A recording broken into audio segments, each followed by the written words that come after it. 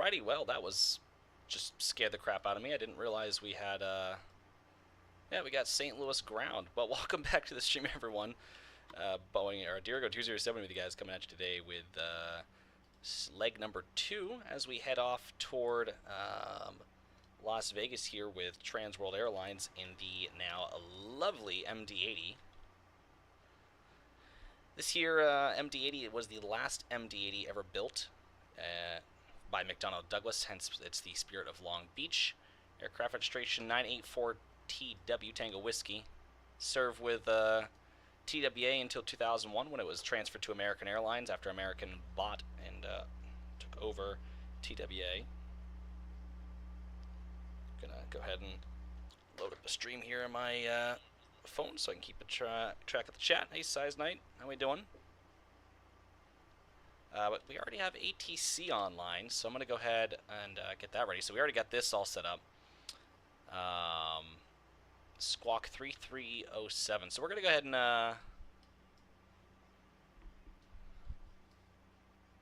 set the transponder real quick, so and kind of just jump right into it. I'm getting a little rushed. I did get my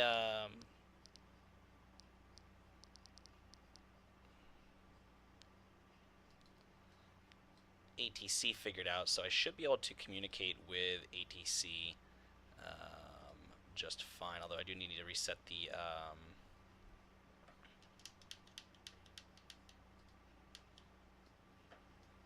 so I think I heard me on the frequency. Let's tune over to ground 121 or ground point 9 or 121.9. I believe that was the ground frequency.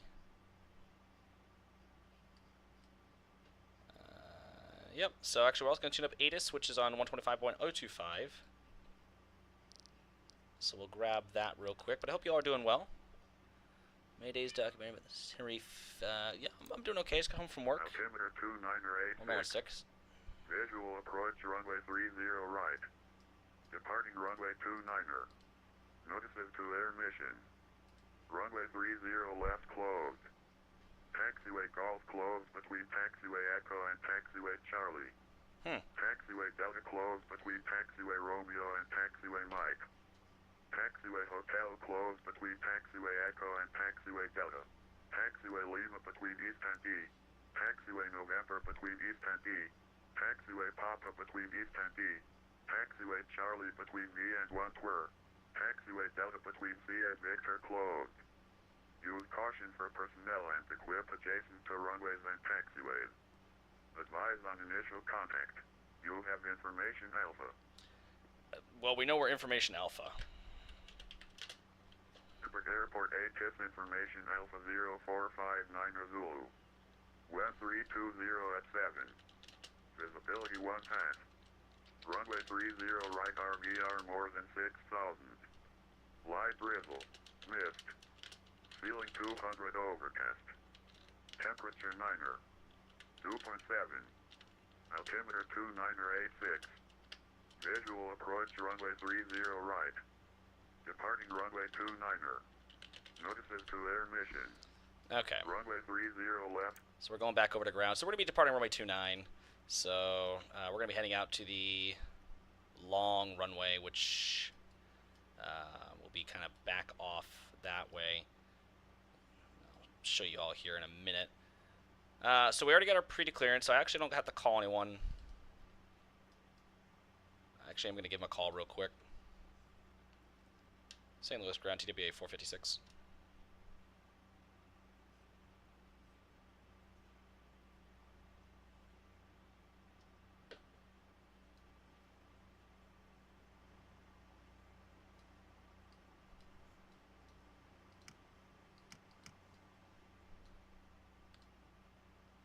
I hope it works.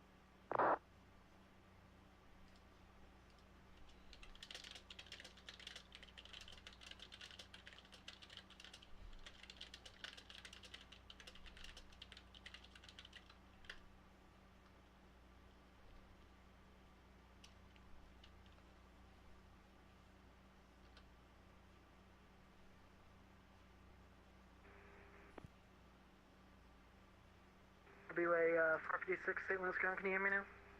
I got you 5x5 for TBA 5456. How do you got me? I got you 5x5 now, my good sir. Roger that. Just getting the radio all set up. We'll be calling for taxi here in a little bit. We're taking a 29 tonight, correct? Yes, sir, and actually, you're the only one. If you would like, I can give you 30 right if you want a shorter taxi. Yeah, we can take 30 right if that's cool with you. Yeah, that works for me. Expect 30 right instead of runway 29er. Alright, we'll plan for 30 right. Thank you, TWA 456. Alright, so that actually helps out quite a bit. We'll take 30 right. Audio for Batson was giving me issues. Yeah, I did a live stream last night, and I think Xpilot something happened, and in the middle of my stream, like, I was getting talked over. I'm like, I don't know if anyone can hear me anymore, so I'm just gonna quietly log off. Hey, Furman, I'm guessing that did that give you a squawk code by any chance? Yeah, it gave me 3307 on the pre-departure.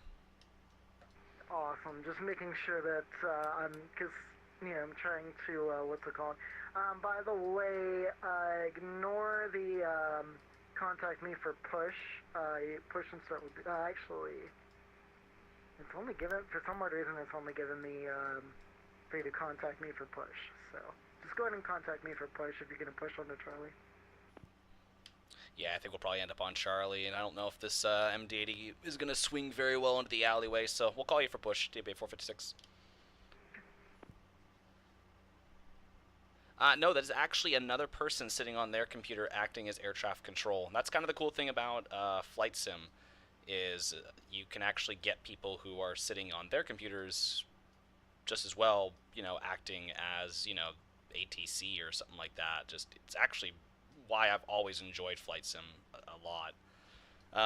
But anyways, we got to get this plane up and ready, so we got a lot to do right now. So we got to go ahead and load up, and I'm going to extradite it just a little bit just because it should have already been occurring. We got 8,900 pounds of payload on board this aircraft in terms of cargo. So we're going to throw 2,000 in the front, 2,000 or 2,200 right there. So there's 4,200. We're gonna throw 3,000 in C. So that's 7,000, then 1,000 in the. Oh, what did I say it was? We have 8,900.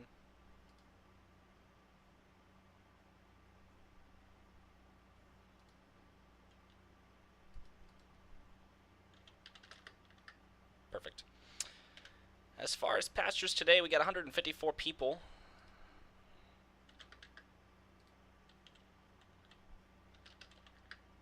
So we can put 85, and then let me see. So 154 minus 85 is gonna be another number, because that's how math works. And I'm gonna pull out the calculator because I suck at this. So 154 minus 85 is gonna be 60. Nice. That was unplanned. So we're gonna have to move some stuff around.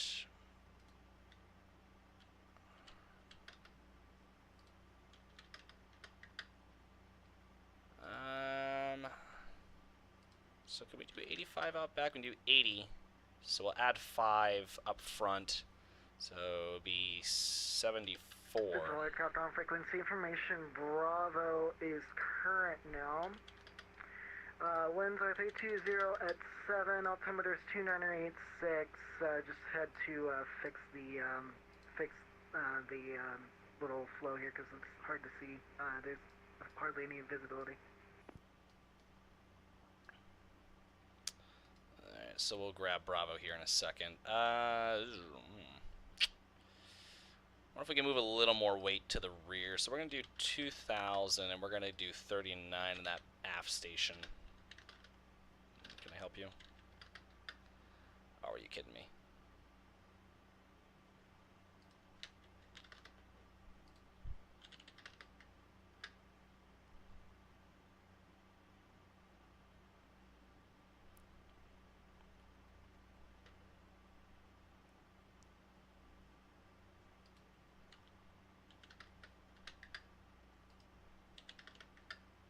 Nope. Go back.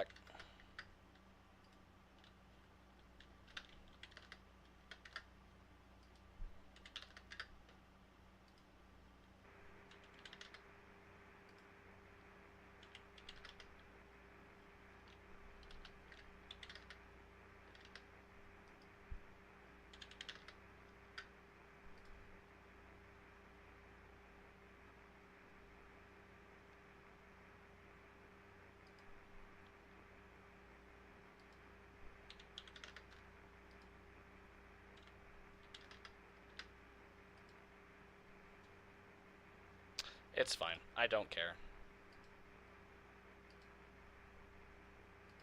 Start boarding the passenger is going to be about 8 minutes before they're on board, so...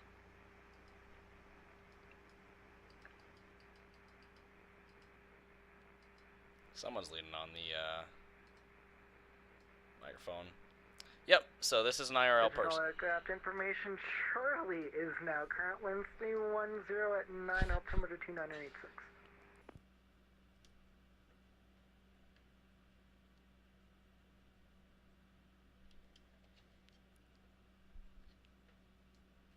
(2986).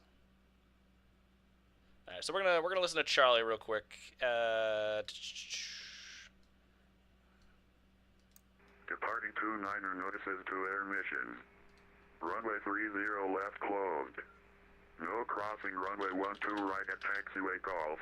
J, M, North, P, or R. Runway 12 left approach lighting system out of service. Runway 30 right condition codes. 5, 5, 5. Runway 29er condition codes. 5, 5. 5 at 1245 Zulu. Bird advisories in effect. Use caution for personnel and equip adjacent to runways and taxiways. Advise on initial contact. You have information, Charlie. Alright, so I want to check out real quick. So Charlie... Airport ATIS information, Charlie 0535 Zulu. Wind 310 at 9er. Visibility 1 and 1 past. Light drizzle. Mist. Ceiling 300 overcast. Temperature 9er. 2.7. Altimeter 2986. ILS runway 30 right approach in use. Departing 29er notices to air mission. Runway 30 left closed. Okay. No crossing runway 12 right at taxiway Golf. J, Golfin, North, Juliet, P, Mike, or Papa, R. Kip. Runway 12 left approach lighting system out of service. Runway 30 right condition codes. 5, 5, 5. Runway 29er condition. Alright, so we can't cross at Golf, Juliet, Mike. I think he said Papa, Quebec, Romeo? I didn't hear Romeo. I heard North. So I don't know what that is. But so we're going to go over to 30 right for departure. So we can't cross here. We can't cross there. I don't know if they said Lima. Mike, Papa, Quebec. So we could realistically only cross really at Lima or Hotel. So he'll probably give us taxi down Charlie. And we'll cross Hotel onto Echo, and then we'll hold short 30 right. So as far as the route goes this afternoon, I'm going to go ahead and pull up the flight plan so we can actually get that punched in there. And before I do that, I'd like to start the APU. So that's coming online. We'll go ahead and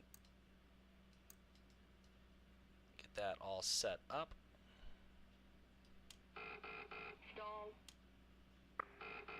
TWA 456 St. Louis Can. Good for TWA 456. Yeah, just a quick question for you. Are you using Navgraph charts by any chance? I am. I was actually just showing the live stream that. What do you need me to do? Awesome. I was just making sure that you're going to be paying attention to that, because I'm going to be giving you the, we have, the chart apparently has the new taxiways, even with the new, what's it called, with the runway being fixed and stuff like that. So that's the reason why I'm gonna give you that. And I know, I think you said that you're in what, X-plane? Yep, I'm on X-plane 11. I do have the ground chart pulled up in front of me. Are we expecting to cross at like Lima or Hotel? Because I was just trying to memorize all the close taxiways at this point. Yeah, so you're gonna be crossing at Juliet, actually, is what you're going to be doing. I was just wondering, because yeah, I'm gonna be using the updated taxiways because it makes it easier, obviously, with CRC. So. Yeah, I'm pretty updated on the charts. I think the scenery is default for X-plane. I'm sure it's not too far off. I'm looking at the chart. I used to work at Lambert. It doesn't look terribly different from what I recall. So yeah, we should be all set. Yeah, the way that the Navigov charts work, it kind of gives the new tag 2A lettering, and so that was one of those things that it kind of, the sceneries obviously don't match up, but since you have the charts open, it should be easy. Alrighty, yeah, we'll expect to kind of keep an eye on the chart then to give us our taxi instructions, but we're just wrapping up pre-flight. Should be calling here in about 5-10 minutes. Roger that. Alrighty, so it's like he's watching. Anyways, APU is online. We're gonna go ahead and just switch over to the BAT bus. Perfect. That is online. So we got air coming in.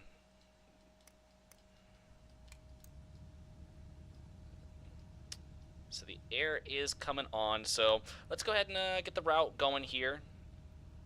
So the route we're going to be using today, so this course had me departing off runway 12 left. That's not happening. We're going to be taking 30 right, which I don't think should be a problem for the route that we're going to be taking. Also just going to pop out the Avi tab for now. Just like to... Ah, son of a gun. Well, I'll just set this, and we'll just call it that. So looking here, I'm going to slide over to the right. So we're departing runway 30 right this afternoon here in St. Louis. So we got 30 right. We're going to be on the BRAC 5 departure out to, I think that's Hallsville. So we're out to Hallsville. Next page we're going to go over, we're direct to Kansas City. MCI. Direct to Kilo Delta 51 Whiskey. Okay, that's a waypoint. Direct to DVC, Delta Victor Charlie. I don't know that VOR. Go out to Tiger. So that's going to be Tango Yankee Echo Golf Romeo.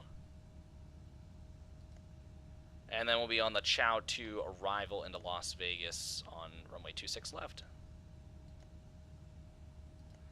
And this will be ILS 26 left Zulu, Yankee, oh wait, 26 left Zulu, 26 left Yankee. Well, we have options here, folks. Okay. So I gotta open up Navigraph real quick and look at my charts, just to kind of help me figure out exactly where it is I'm going. Import flight, sim brief. Alrighty, so the approach this afternoon we're going to be taking in. So we're taking 26 left ILS Zulu for Preno. So 26 left Zulu from Preno, and that'll give us the route that we want to take into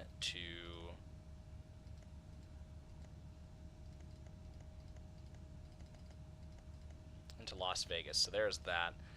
So init ref, we'll get back to that in a minute, so we can put that away. Cruising altitude today, I believe, was 32,000 feet.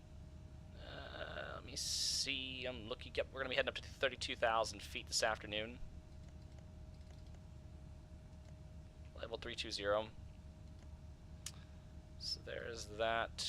We'll get that going up. I don't think we have cost index here on the older airplane.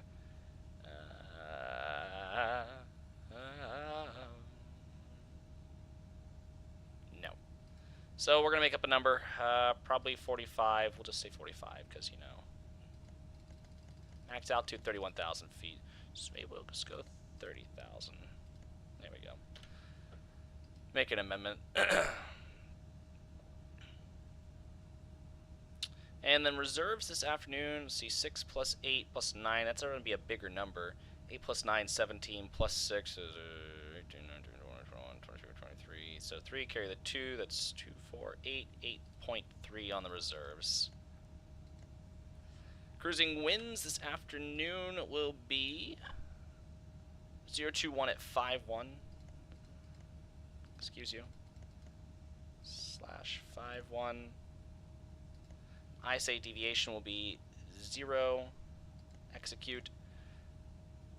So outside air temperature, I believe temperature was 9, dew point was 7.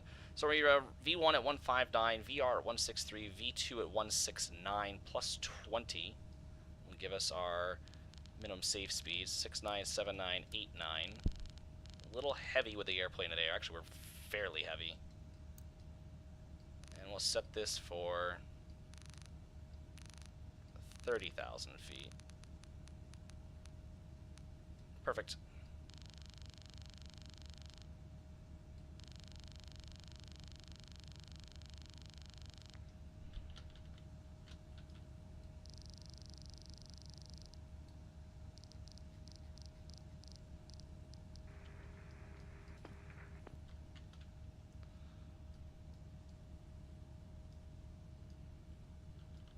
Alright, so we're looking good all across the board there.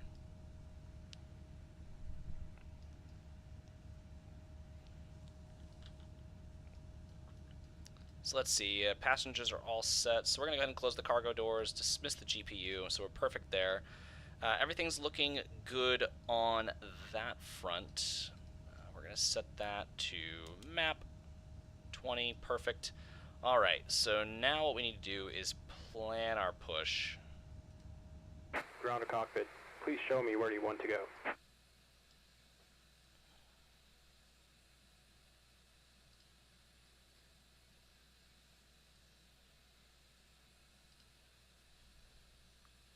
Ground to cockpit, tow is driving up. So the tow's coming out now, so we're going to go ahead and call for pushback onto the taxiway.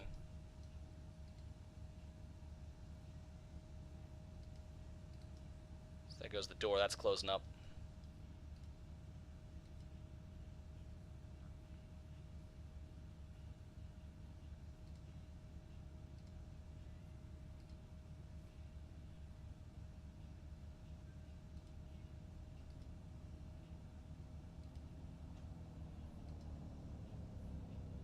Oh, it's a game I can play. Alrighty.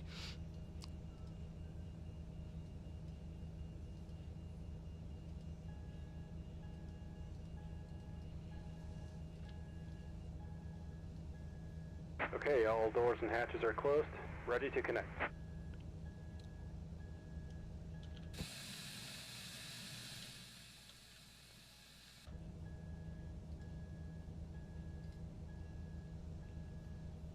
Ground, TWA 452, gate C6, requesting pushback onto taxiway Charlie.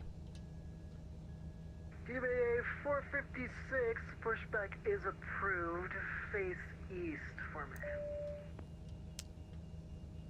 Roger, we'll be facing east, clear pushback onto taxiway Charlie, TWA 456.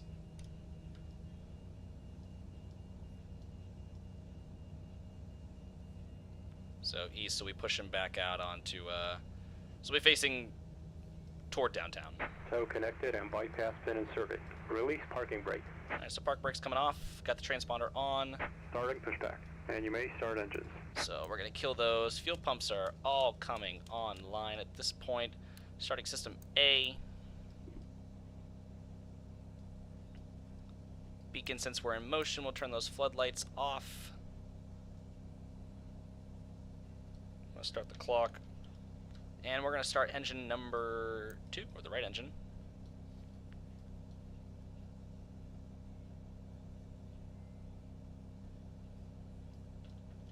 The N2 is slowly coming up.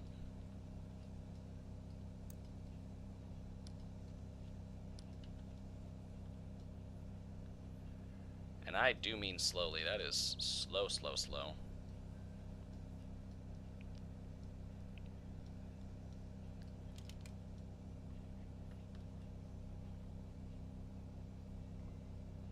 There we go. Very slow.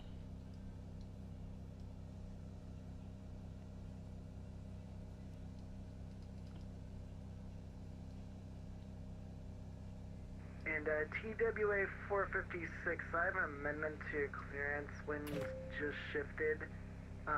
So instead of going, hold on, stand by. Instead of going instead of going 30 right, can you go runway, hold on. I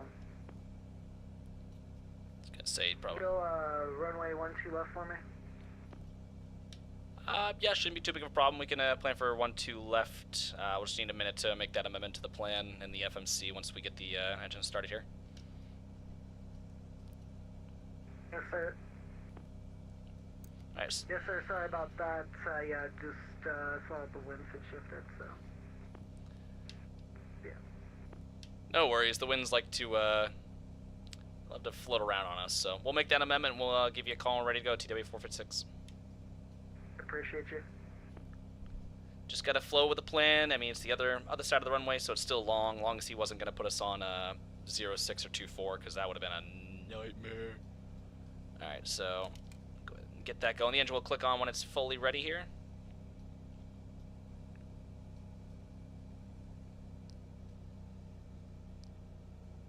There we go. Engine's coming online. Easy. Operation complete. Set parking brake. Parking brake set. Disconnecting tow. Stand by. Alright, so we can go ahead and kill the starter on that side. So generators are all online. That is perfect. So we can turn the starting system off. Start pump can come off. Actually, we'll just leave that on. So we can turn that APU bleed off. This is coming back online.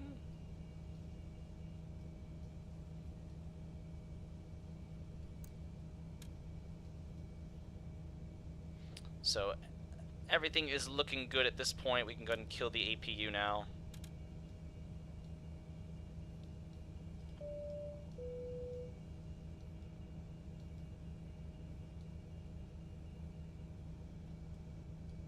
Hose disconnected and bypass pin has been removed. Hand signal on the right. We'll see you next time and have a safe flight. Thank you for your services. Have a good afternoon. We'll catch you next time.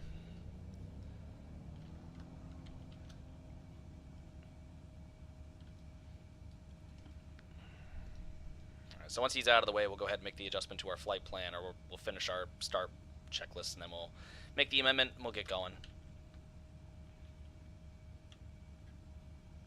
Alright, so there's the pin. He's got the pin. We got all set. So we're going to go ahead and do our flight control check.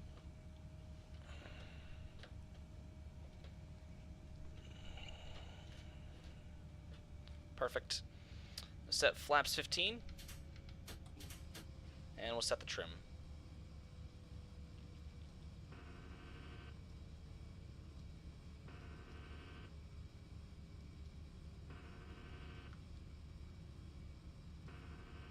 Stabilizer motion.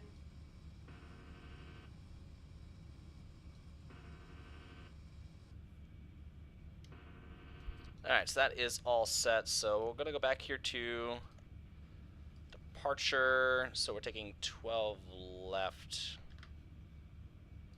Rack 5, Hallsville, 12 left. So that will loop us around. No big deal.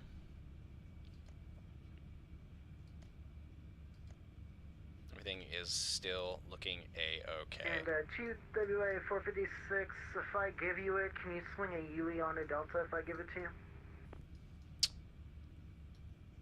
Let me see real quick. Yeah, should be able to make that U-turn. What is this? Charlie 6 just off to our left, TWA 456. Yes, sir. Yeah, we should be able to make that U-turn for you. Pretty awesome. Just making sure I didn't know if I needed to do a little bit of fun maneuvering. No, I don't think we got to taxi up Charlie in shame, but yeah, we should have more than enough room. So, got the amendment made. Give me 2 more seconds and we'll call you. Roger. Alright, so a little unprofessional in my chatter tonight, but that is fine. So there's the BRAC 5 departure. So we're going to go ahead and call him up.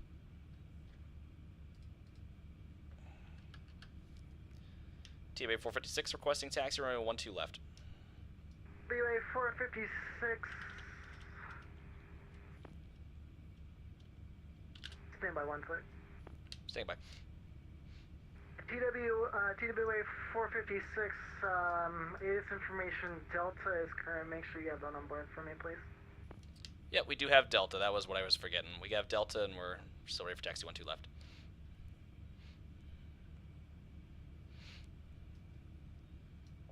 Do I have Delta? Alright, TWA 456, runway 12 left, taxi via Delta Sierra, cross runway 12 right at Sierra. Runway 12 left, taxi via Delta Sierra, cross 12 right at Sierra, TWA 456. Alright, so UE onto Delta, we'll cross at Sierra.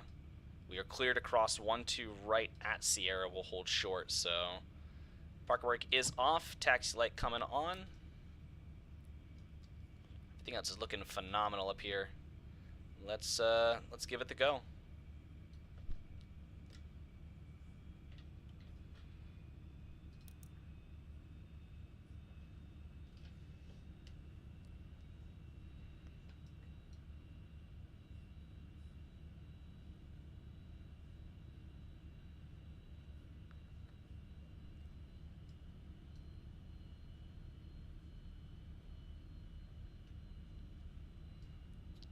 So we're clear off to the right. Yeah, we're clear off to our left.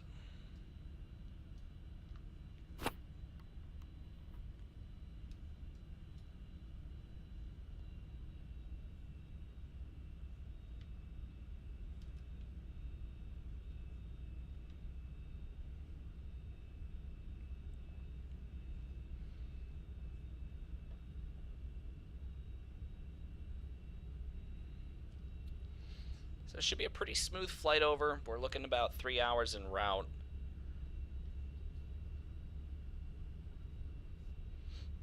Oh yeah, no, we use UE up here in Maine. We're gonna extend those landing lights.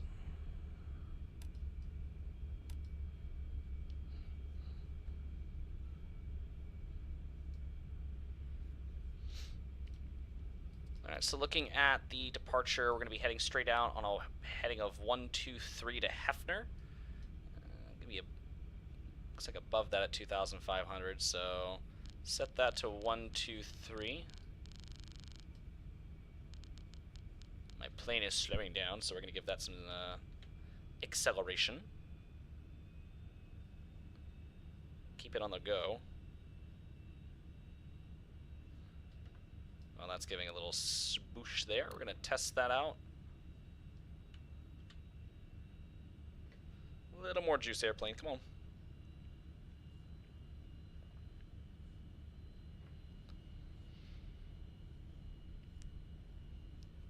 But now, this all, like I said, is precisely why I've always enjoyed Flight Sim, is just being able to hop online.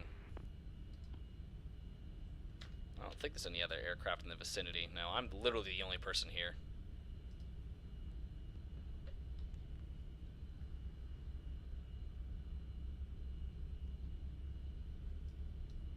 So there's Romeo.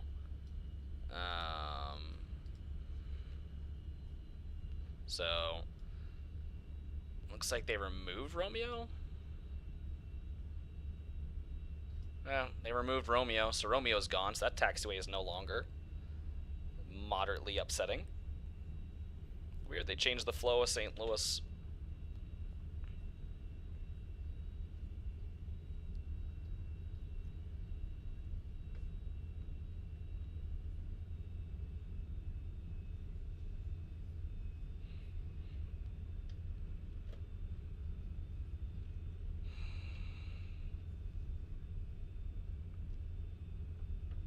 So next turn coming up will be our taxiway.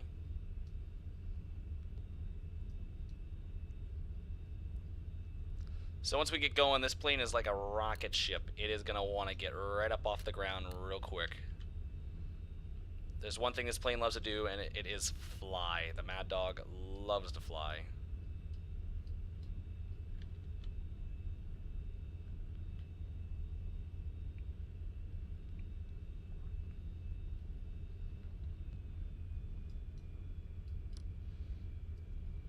Turn the wing lights on, so that is taxiway Sierra off to our right here. Airplane is slowing down. We're gonna give a little speed once we kind of turn into that corner.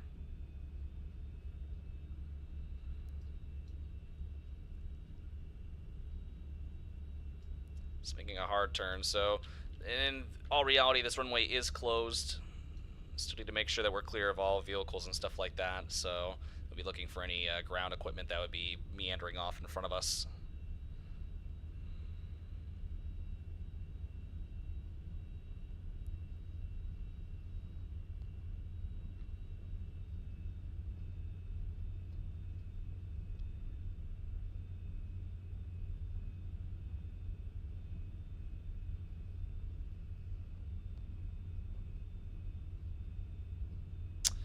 I say it's in the fog, just like we're here in the fog this afternoon in St. Louis, so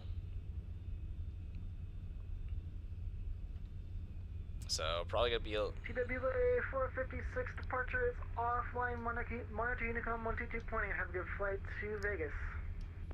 Roger, Unicom 122.8. Thank you for your wonderful service. Always nice to have something here in St. Louis. We'll catch you on the way back and or in Vegas. Have a good night, TWA 456. Hey, give that sphere a wave for me. Say again, 456? So give that sphere a little bit of a wave for me on your way in. I'll be sure to rock the wings for you, 446.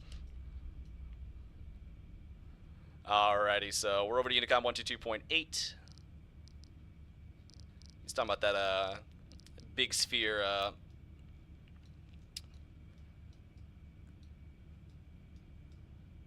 with a, I'll explain it further. I don't know what I'm talking about. All right, so quickly before we get going here, so there are no lights up top. That's perfect. Tell the flight attendants where we're leaving. Flight attendants, please proceed for departure.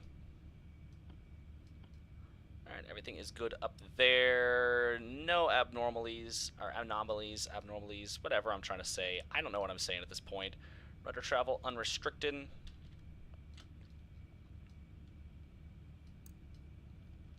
Alright, so we are all set there.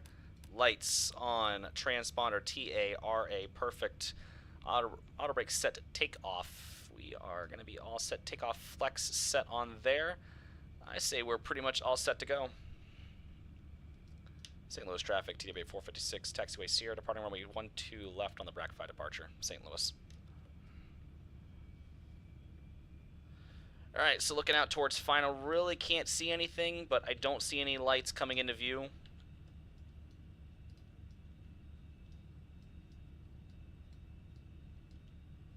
So everything else set here, our strobes will kick on once we get airborne. Any collision wing lights are on. Let's go. Let's get this plane out on the runway.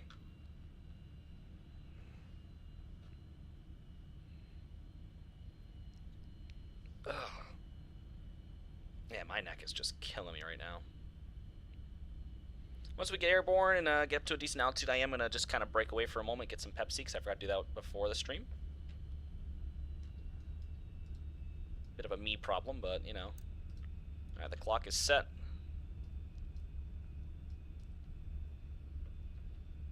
Before we depart, we'll take one nice look at the aircraft, just one more time on the ground.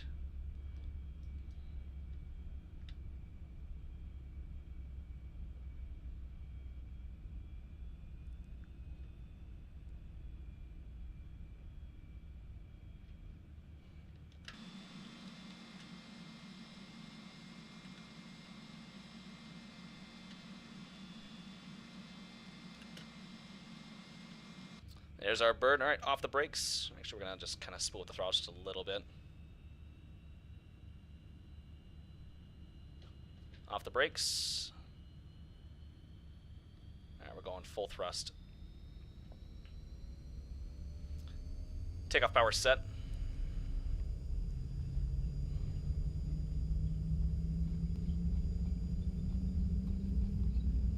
Speed's alive. 80 knots.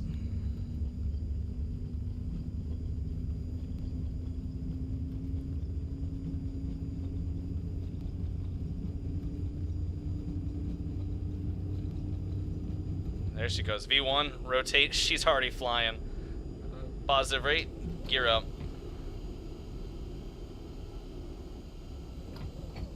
So the MD80 wants to go. 400. We're already well through that.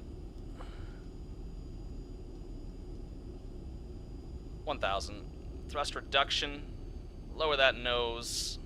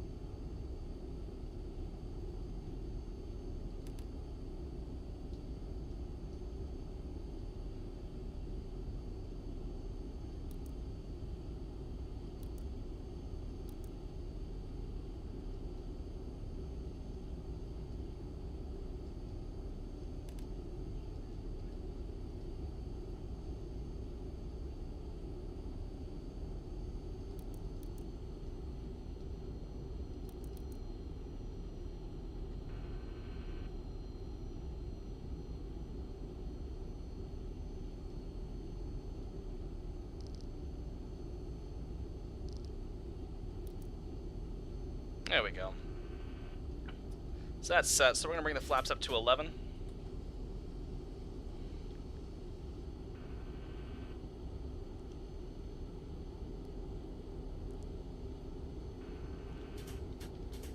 So flaps are coming up.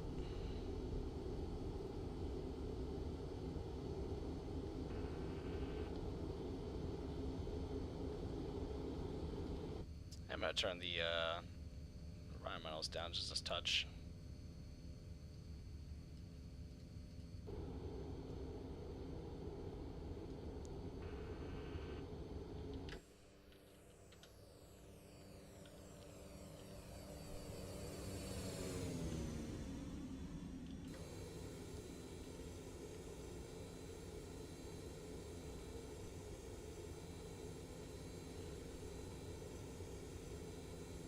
Ah, the beautiful MD80. I love it so much.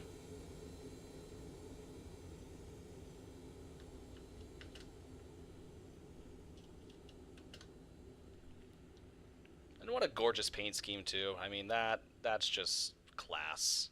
So much class.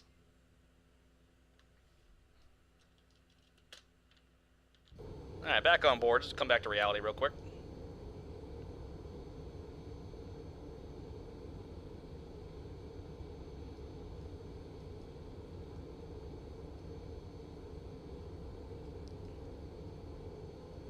So I'd say it was a pretty smooth departure. So we are climbing like a bat out of hell. So we're going to cheat a little bit, kind of look over there. So we're heading out towards CK. We're going to be heading direct to Lisa. 4 minutes en route, not bad.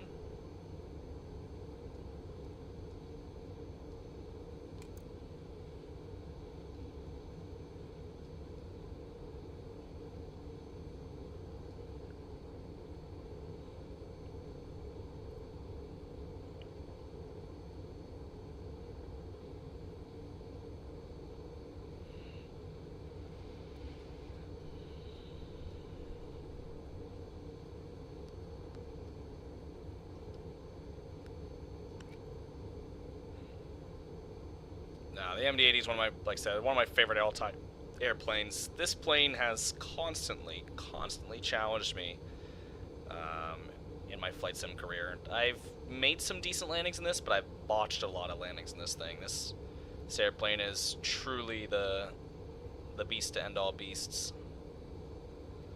So there's 10,000 feet. Aircraft's going to nose itself over, start picking up to looks like 290 knots.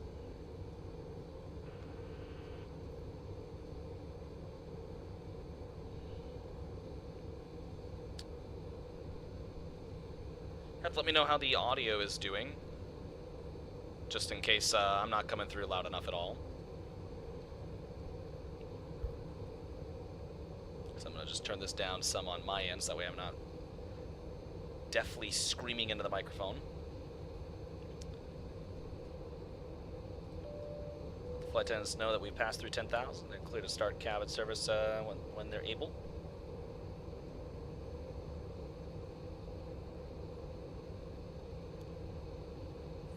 think there's gonna be any ATC online.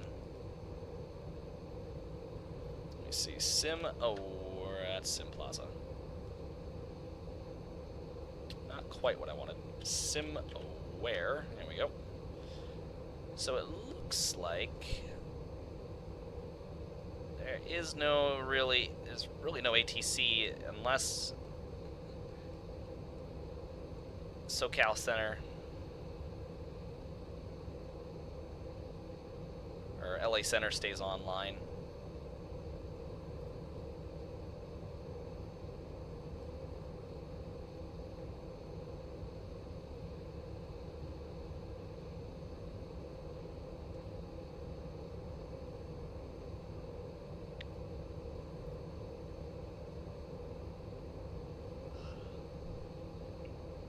Other than that, yeah, not really much in terms of ATC. St. Louis is already logged off. Just funny because it looks like there are two planes. There's one plane inbound, a Southwest 700 coming into St. Louis. Honestly, should be on my map at this point. Yep, there he is. This guy's coming into St. Louis. I think ground's already pretty much hawked off. Yep. So audio is good, better than the start of the last. Well, that's good. That's good. So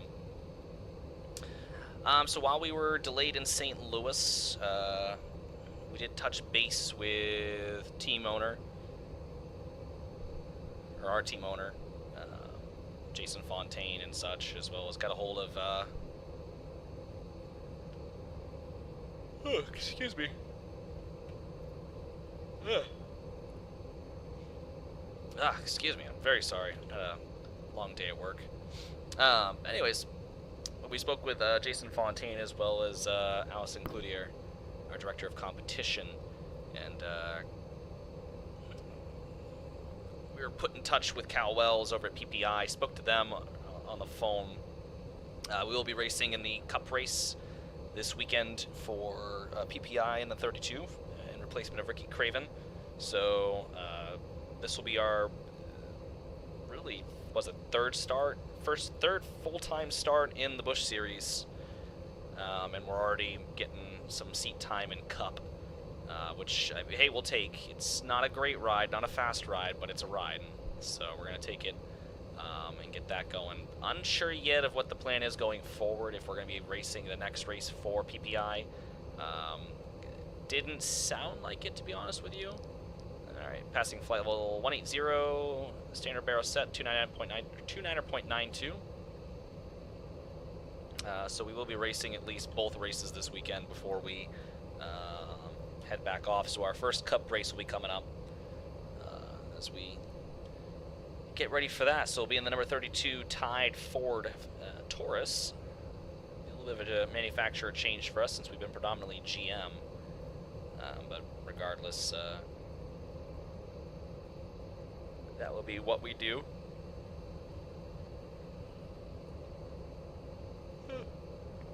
So the car is all set, ready to go. They already got some rookie stripes thrown on it for us, so man, we're already gone, jeez.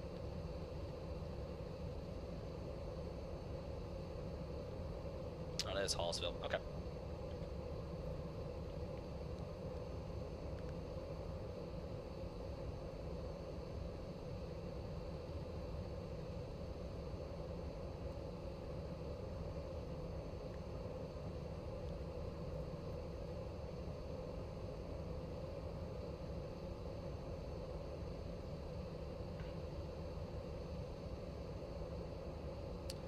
But that is, something I'm excited about, something I'm looking forward to. It would be nice to get a little Cup experience in. Just gotta get out there, turn some laps, get some laps turned for the team. Hopefully, just if we can lead a lap. I doubt it, unless we do it pit strategy wise.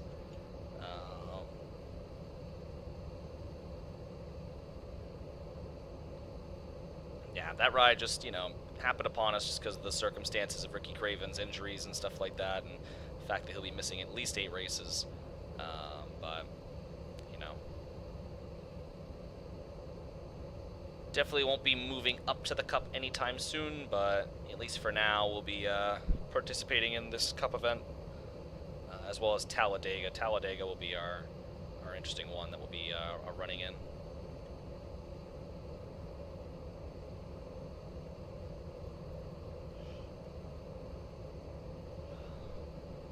I was doing actually some testing last night, just with some upcoming tracks and stuff like that I have not run at, and the version of Talladega I've downloaded, the 2001 version of Talladega, kind of feels like the 2001 version of Daytona. Just don't really have a lot of ability to run and run cleanly. The car just seems slow, so I'm going to be dumping that version of Talladega in favor of just the default Talladega. So that's what we'll be running at when we get to that point. I think this is the version of Vegas we've been running all along. I don't recall downloading a new version of Vegas, so we've been running on this version all along with with no problem. So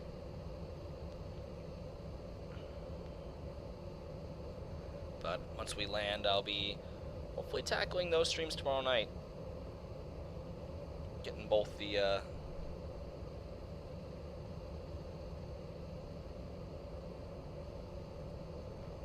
Busch race and the Cup race started. We're over Brack, so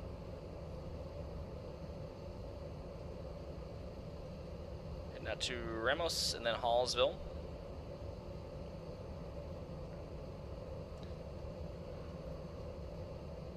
So we can pretty much just close these up now at this point, start getting Las Vegas into the realm.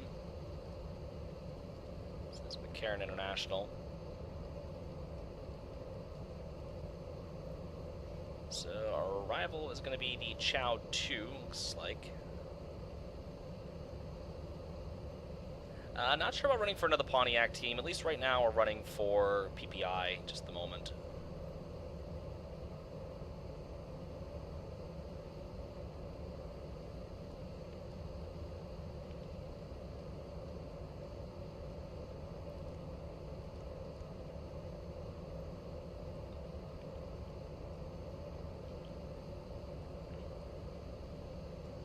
So we're going to be Chow to Prino, and then heading in.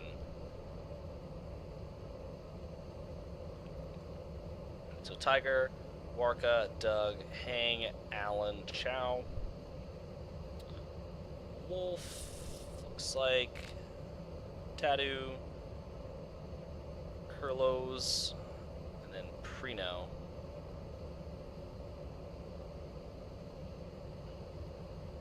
Like Prino and Flies are like right next to each other, but we'll be at Prino. So no more greater than 210 will be at 8,000. So looking at it, as of right now, we're expecting the ILS localizer Zulu 26 left. So Prino, Larry, Shand, Reland, and then we'll be landing 26 left. Vegas, which 26 left. It's right here, 10,526 feet, dwarfed by a 14,500 foot runway with two pretty medium-sized runways over here, the 1s and 19s. So I'd like to be down and off by Alpha 6, roll across, and I think we're parking up here at the B gates, which, if I recall correctly,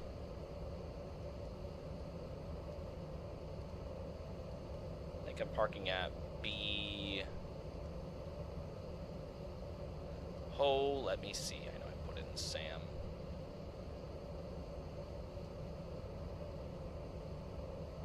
B20.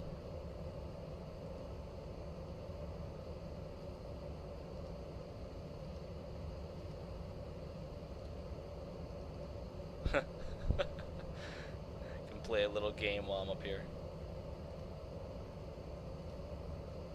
Find that hilarious. Oh no, I missed it.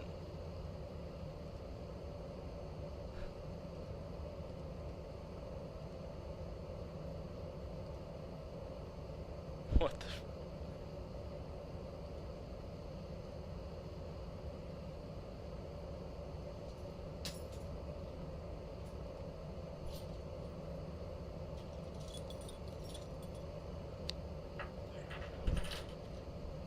So what? All right.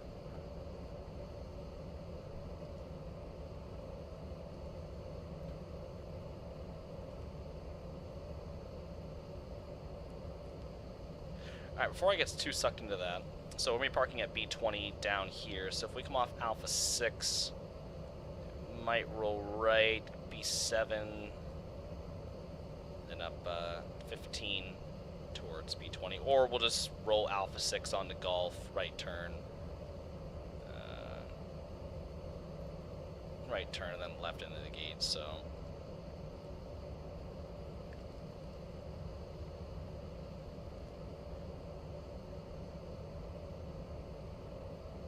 So, heading out over Columbia, Missouri, as we approach our cruising altitude today of flight level 300, 30,000 feet. We were planning for 320. We might step climb up to that, but as of right now, we are about 1,000 feet from cruise. Which once that comes, I'm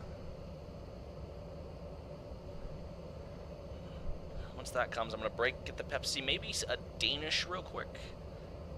Because my stomach's a little empty.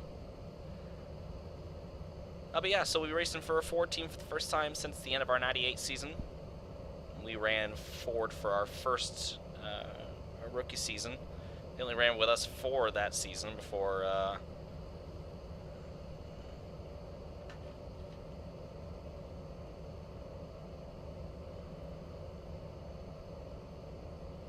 First class, you underestimate how much money what CanME is willing to spend on a commuter ticket, so 1,000 to go. I'm probably more in the back of the aircraft and/or business. Actually, I don't even know. What was TWA's seating configuration on the MD83?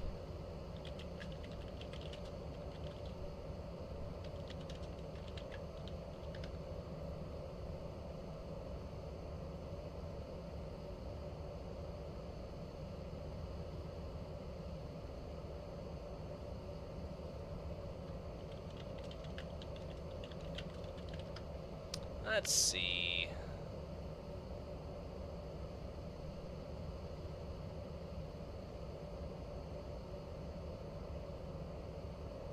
Trying to find like a seat map for TWA MD80.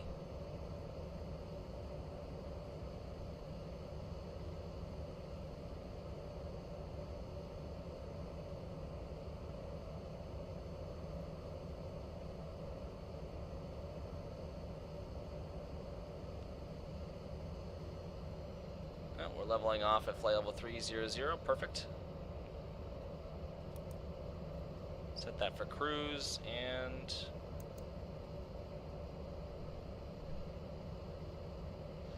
yeah, well, we're definitely not flying first class, I can tell you that right now. I don't think Mr. Fontaine would be putting that money forth towards us. But let me see here. Guess I'll check out Americans. I think it was pretty much the closest. Stay like kind of a business style seat up front in the MD83.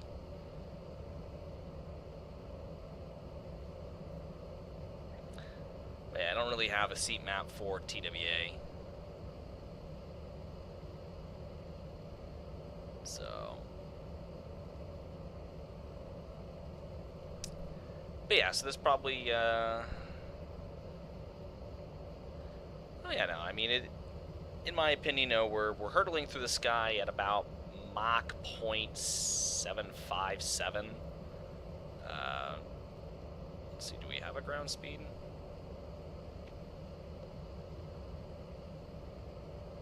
Yeah, ground speed of 360. That's 360 knots. Not going very fast just because we have the wind to our nose at 85 knots, so we're a little slow. So it's going to take a little bit longer, which is why I hate flying to the west. Alright, we're over Hallsville. So you can see there's a little path out of St. Louis, so this guy just landed 30 right. So follow that path pretty darn perfectly.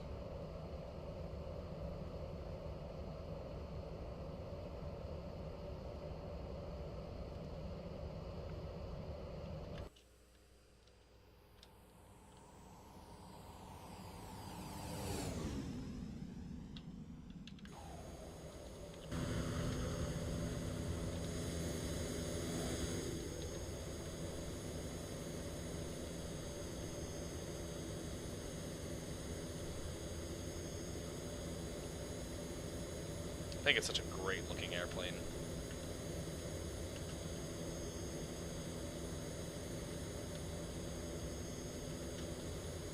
Just wonderful.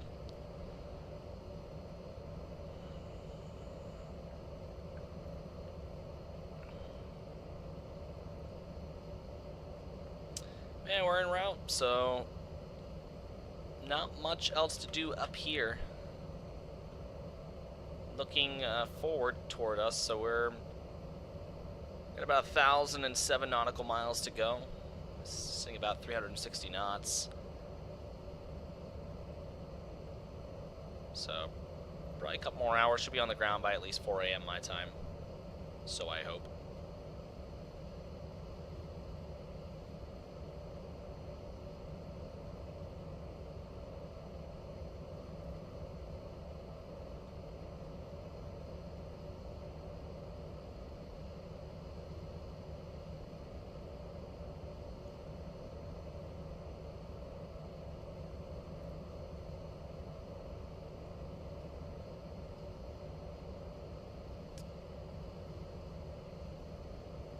Watch the map as we start to approach Kansas City.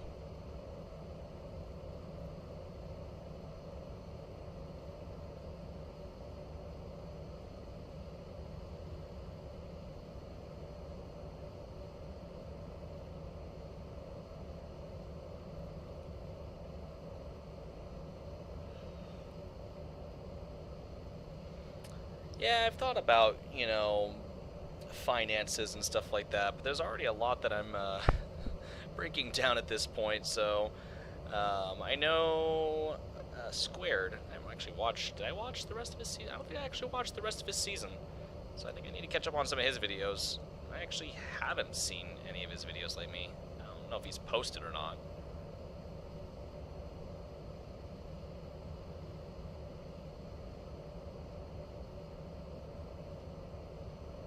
Let me see.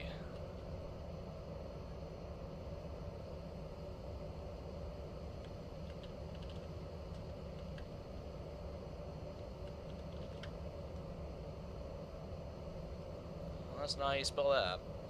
So the last race of his I watched was round 20 to 33 for his O2 Bush Series at Lowe's Motor Speedway.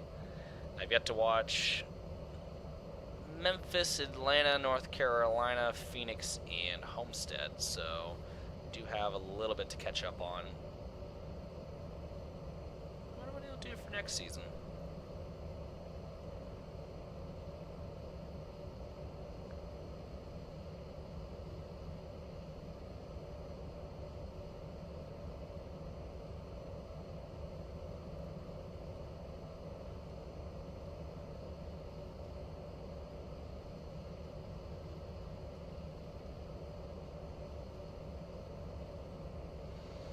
But while the aircraft is cruising, I'm going to quickly just grab a refreshment and a snack so I don't starve myself all the way over. So feel free to kick back, relax, enjoy the ride. I'll be back in just a moment.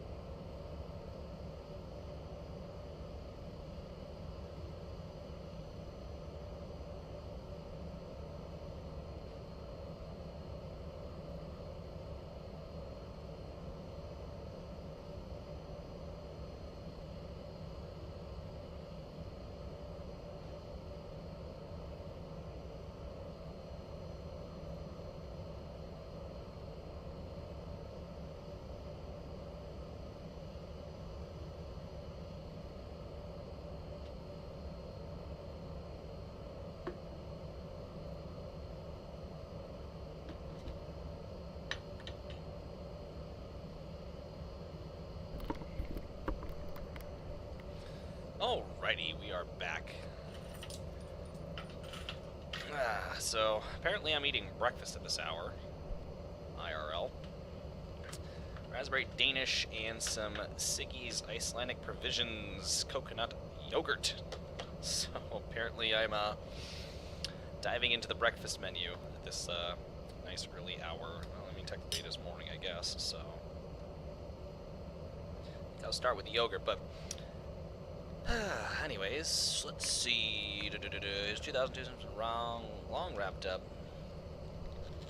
Oh, I didn't know that. Like I said, I've been so busy with work that anything outside of that work has just been non-existent.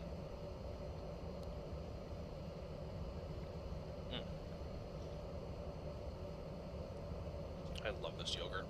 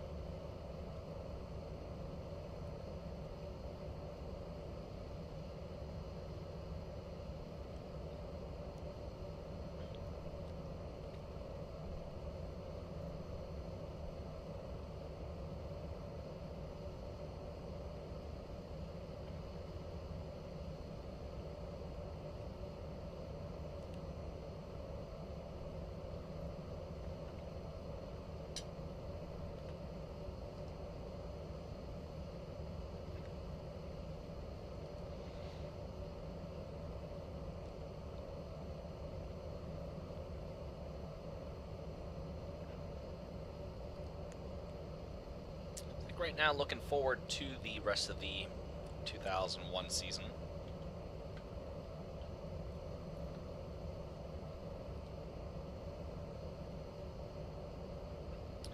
Tracks I'm looking forward to, well, actually not looking forward to right now, Atlanta. Not a big Atlanta fan. Only because the car, every time I race there, any version of this game, or any career mode that is, my car is stupid loose going into turn 1.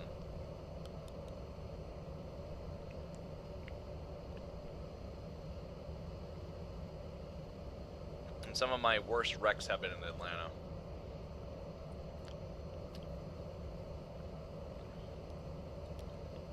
Like, that track is the bane of my existence.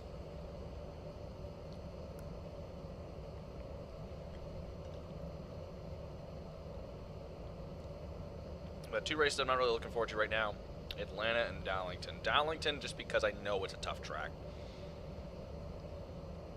It's already a tough track, so it's going to be real difficult for me to navigate it.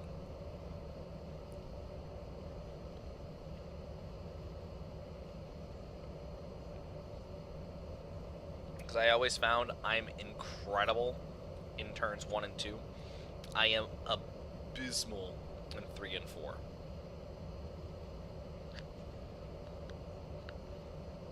So, definitely going to be doing some extended practice on that particular track.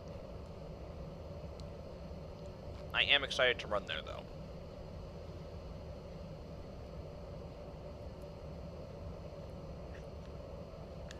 Surprisingly, I'm not looking forward to Talladega. Of the super speedways, Talladega has always been my worst.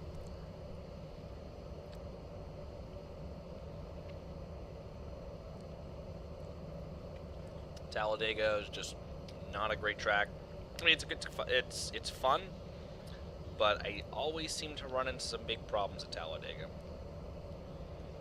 similar to Atlanta. And I don't know, the way Talladega races compared to Daytona, completely night and day.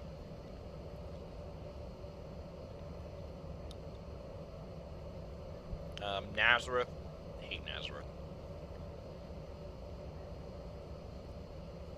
I hate Nazareth because the AI hates Nazareth. So that'll be a wreck fest for us. I will be elated the day I do not have to go back to Nazareth. I'm not looking forward to Kentucky.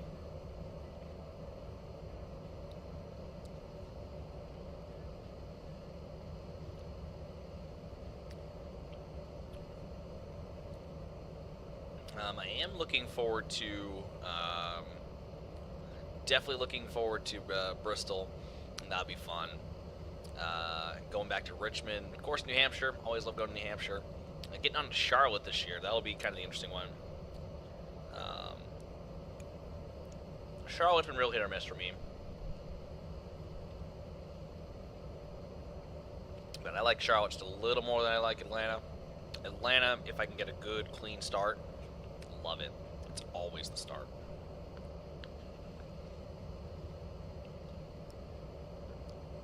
But Charlotte just feels narrower. Feels faster, feels narrower.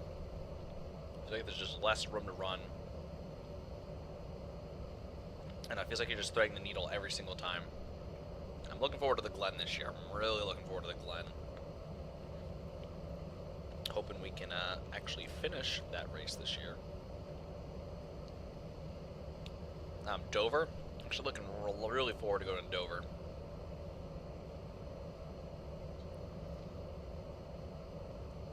Of course, IRP. Gateway, always another one. Kind of looking forward to going to Chicagoland this year. Just glad we don't have to go back to Cicero.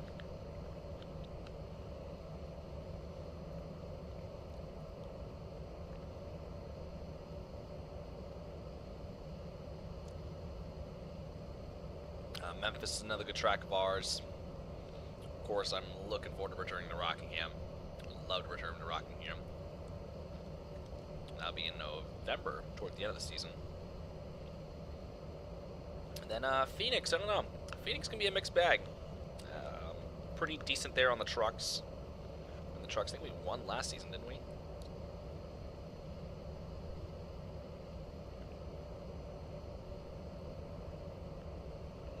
And then, of course, I'm excited for Homestead just because it'll be the season closer.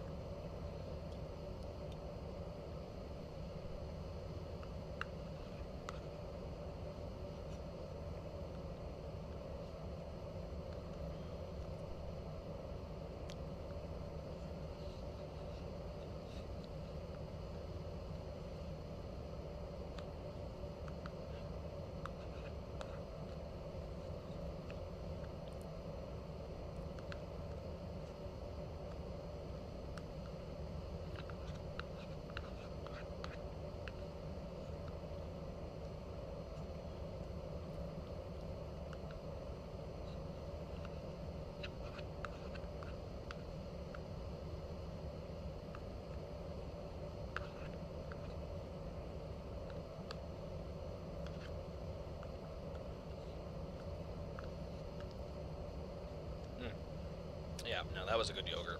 I liked that.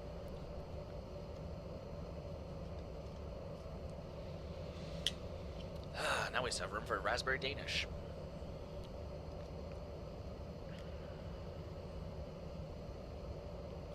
We are finally out over Kansas City, at least on the north side.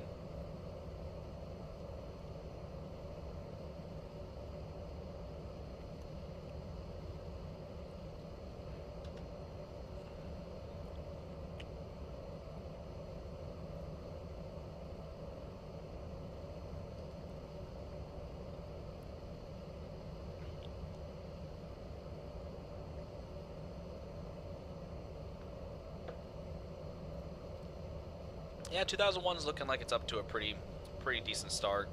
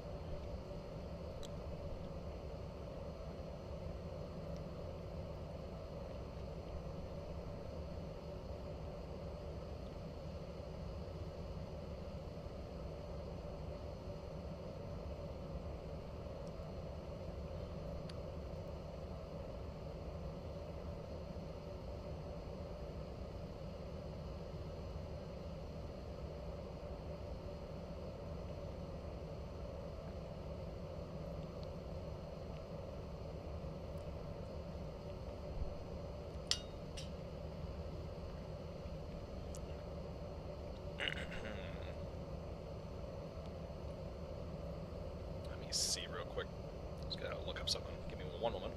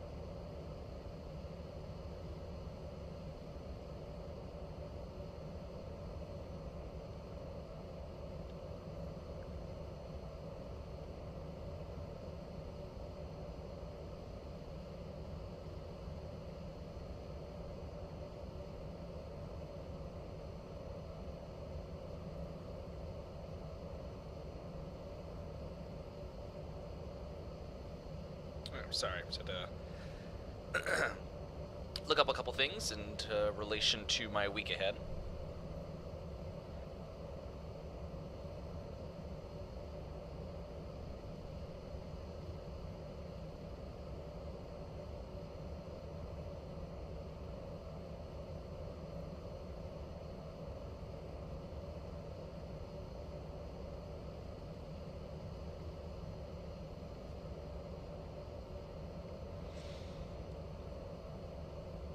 Let's see. I have a lot to look at here. Ricky Craven memories.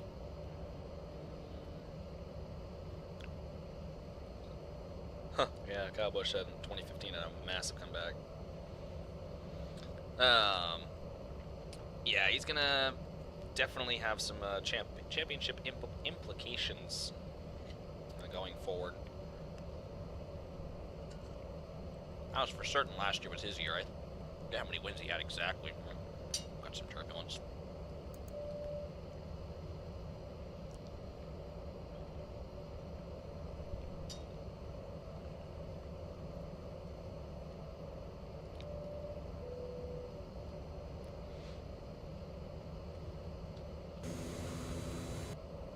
Yep, bounced around up here over Kansas City.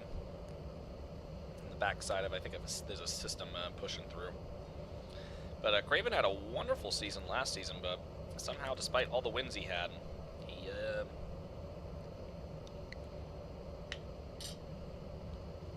lost the championship. I think due to the fact that we were also racing part-time. So we did take some opportunities away from him.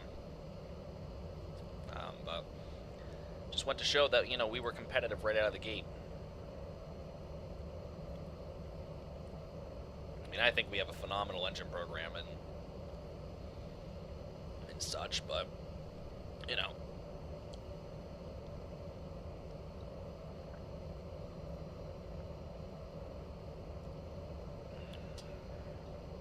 Yeah, Craven will have to mount something, so, but he's also still got to compete with us too, so.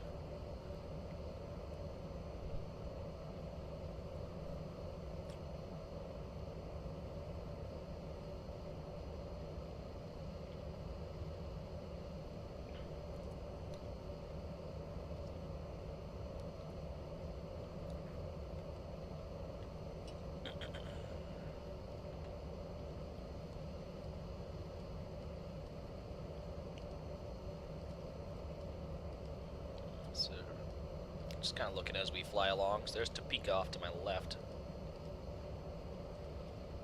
Somewhere down there.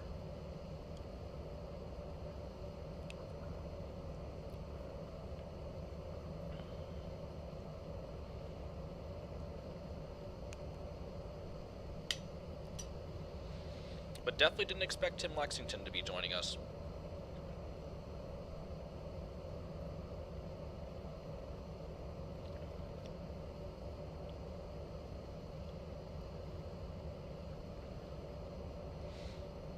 So, I mean, CanME has won quite a few races. I mean, last season alone, I think. Unless I miscounted. They had 3 wins with me.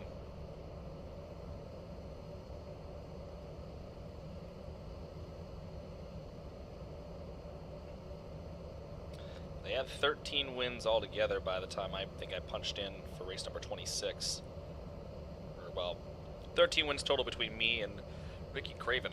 Because I don't think there was any other Pontiac drivers that won last season, so Craven had a phenomenal season last year. Then in 11 wins with me in the 2000 truck season. 8 wins in the 99 season and 7 wins in the 98 season.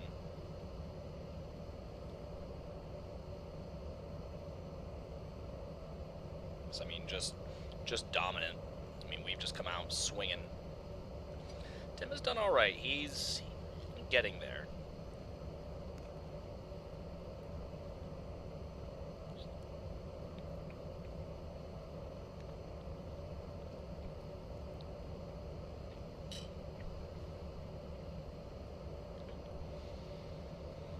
I really do truly feel that 2001 is going to be his year. I truly feel that this year he is going to win a race.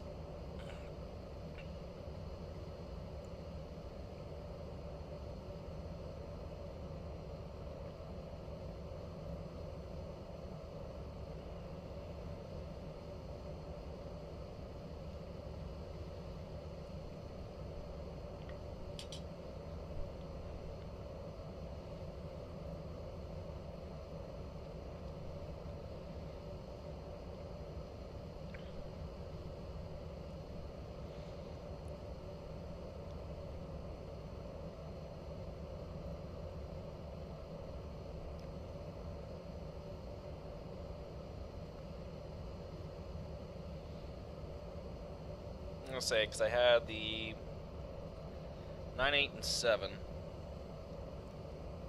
plus the truck win this season, so that's 10. So I think we've had 25 truck wins.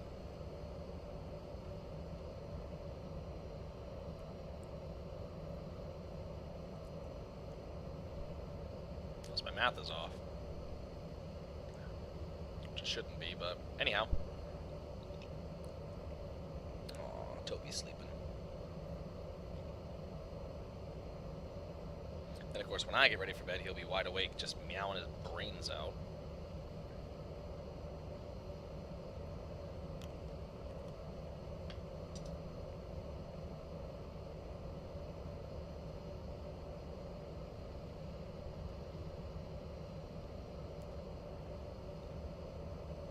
Kinda quiet up here. Why is there Omaha ATIS information?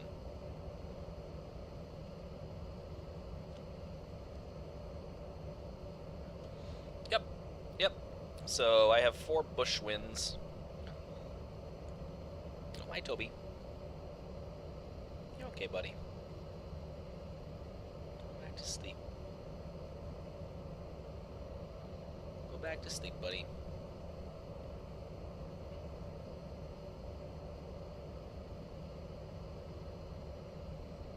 Aw, he's being a good man.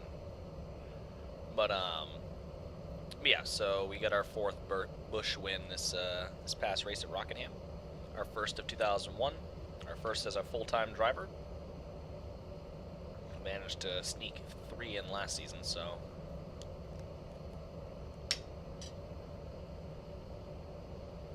And Craven, I think, won 10 races last season.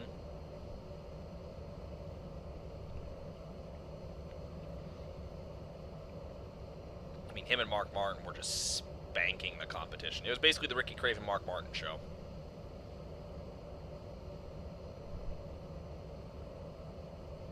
And anyway, like I said, they were spanking the competition. 6:09 p.m. It is 2:09 in the morning here.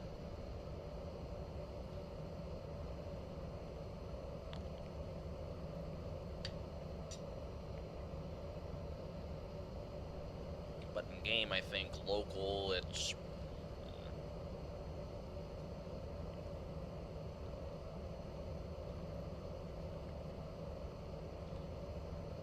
1848 GMT. I don't think I can get local.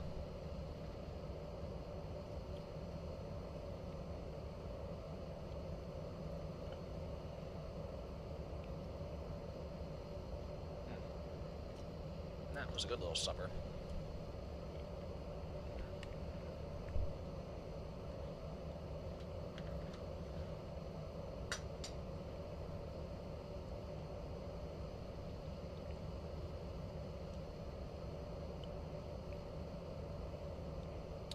Jeff Gordon and Mark Martin, 98.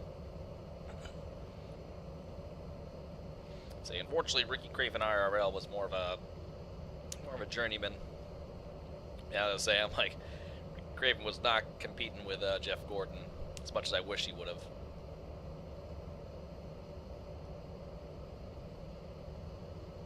Always liked Ricky Craven, so.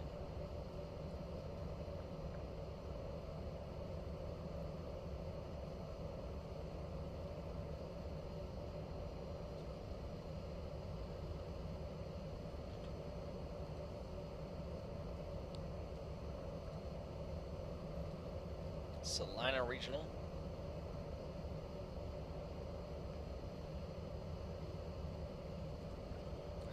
Kansas.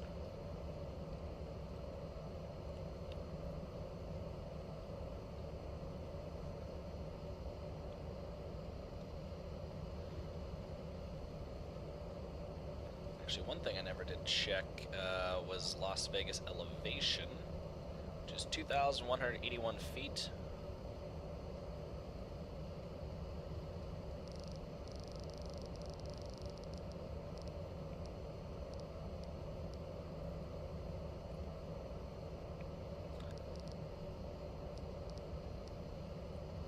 Set to 2992 for the moment.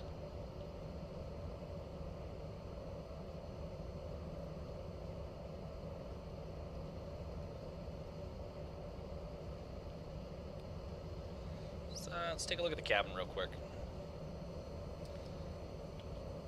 So yeah, it's all single class config, so we're somewhere in this mix.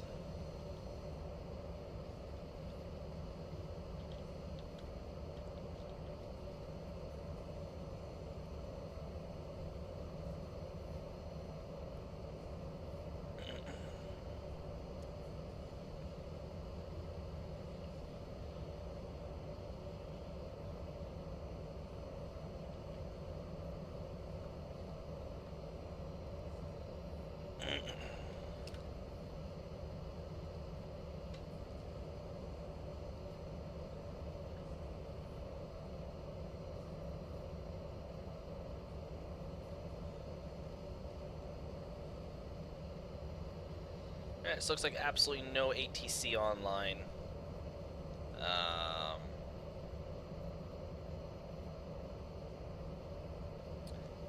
LA Center went offline, so we don't have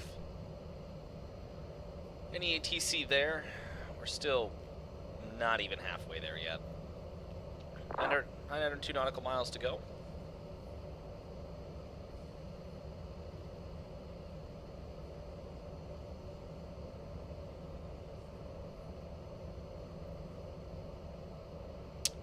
He finished second to Jeff Green last season. Jeff Green was your 2000 Busch Series champion.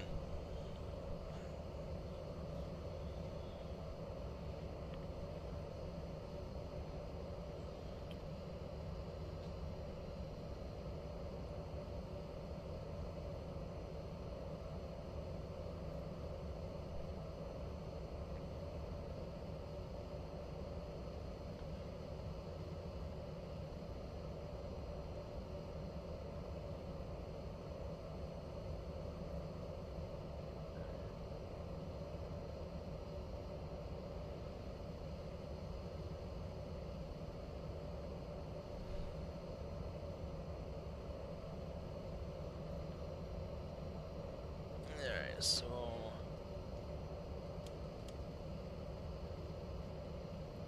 there we go, start pulling out of the wings.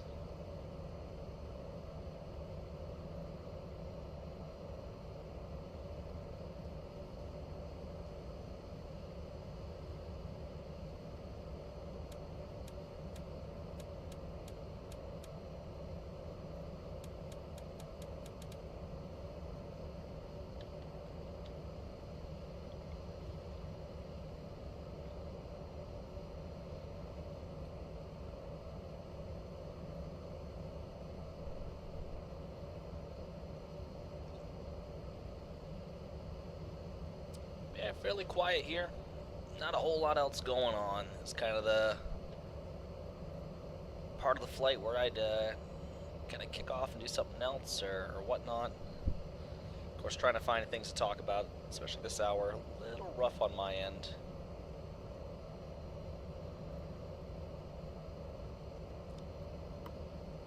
Oh, excuse me.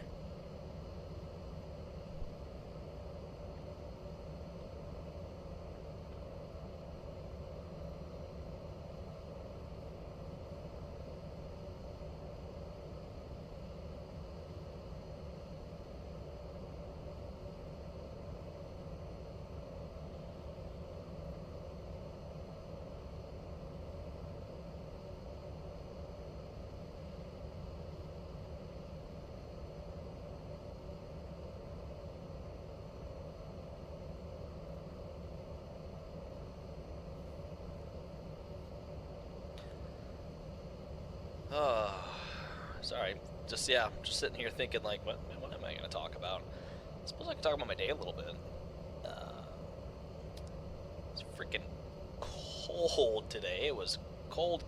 I don't think we ever poked above 35 Fahrenheit.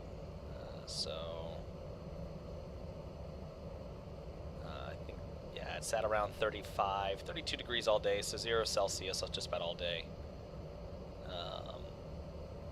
Wind was brutal, and got to work. I had a 3-day weekend for my birthday last week. I had a 3-day weekend, so haven't been to work since last Thursday on my birthday. So, you know, kind of getting back to like the swing. I'm like, okay, what am I gonna do? And look at the board and just took a quick glance, looked at the truck keys hanging up on the wall. Because my truck assignment, I'm assigned to truck C1. C1's been out for maintenance, but I noticed C1 was out of maintenance. But now my truck's sitting up in Lewiston, Maine, at our shop up there. So I guess those guys are using my truck for now until. I actually don't really know why they're using the truck I was assigned, so it doesn't really look like anyone's truck assignments are around. Trucks are kind of everywhere right now, but point being, so I pick up truck B8, get out on the road and stuff like that, get going, and I noticed that the truck warmed up, but it was never blowing cold or warm air out of the heater. Was always blowing cold air, so I didn't think much of it until the sun went down, and I had no heat in the truck, and that sucked. Sitting at work for 10.5, 11 hours, and having absolutely no heat in the truck, just made for a very long and not very fun night. Made for a very, very, very, very, very long night. Excuse me.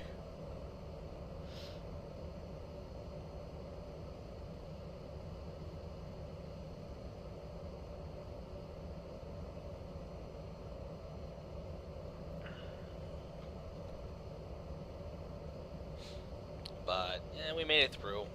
Just cracked out my big jacket from the airlines that I used to wear. It's right up to -50 Celsius, and just wore that, and it was fine. Just driving with my big gloves on was kind of a hassle. Could never really get a good grip on the steering wheel, oddly enough. So wore that, had work pants on, an extra layer of rain pants, my big work boots. I call them my puddle jumpers. They're insulated really well, so they kept my feet. My feet were like cold but warm. I really don't know how to describe it, because I guess I had to keep the blower on to keep the windows from fogging up.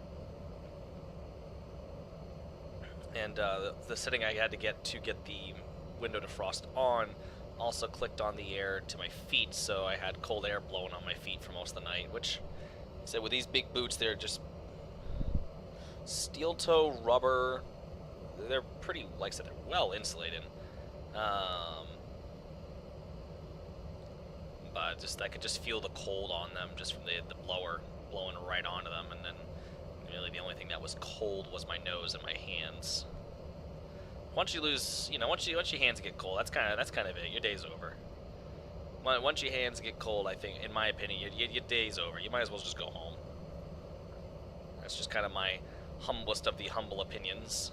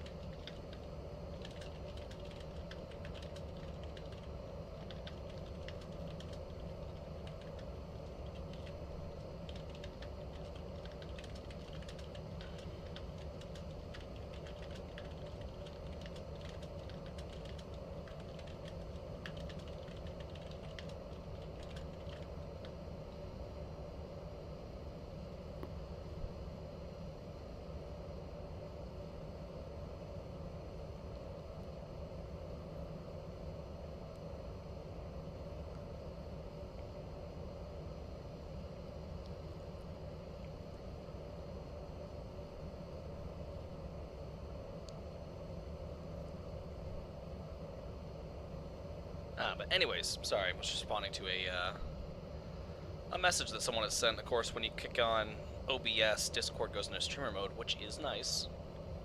But I always forget to just double check messages here and there throughout the night, because neither my phone nor Discord on my computer gets updates or notifications.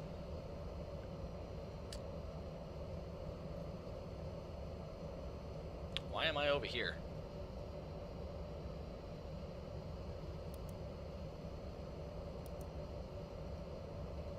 A little strange. Oh, I think it's just,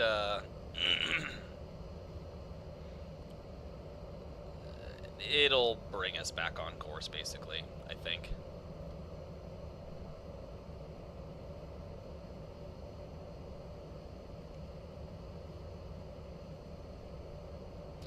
Anyways. But no, it just made for a very, very long day in the truck. Just because, like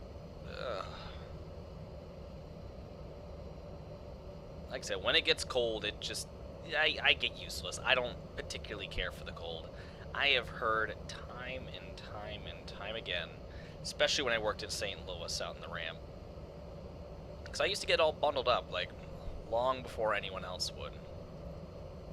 We're gonna just finish draining out of the center tank. I'd get bundled up long before anyone else would. People would go, oh, you're from Maine, you're supposed to like the cold. Nope. There is nothing, not a damn thing, anywhere in this world that says I have to like the cold. Not a darn thing. What I do know about the cold is how to prepare for it, and how to dress for it, and how to respect it, and know that when it's cold, it's cold.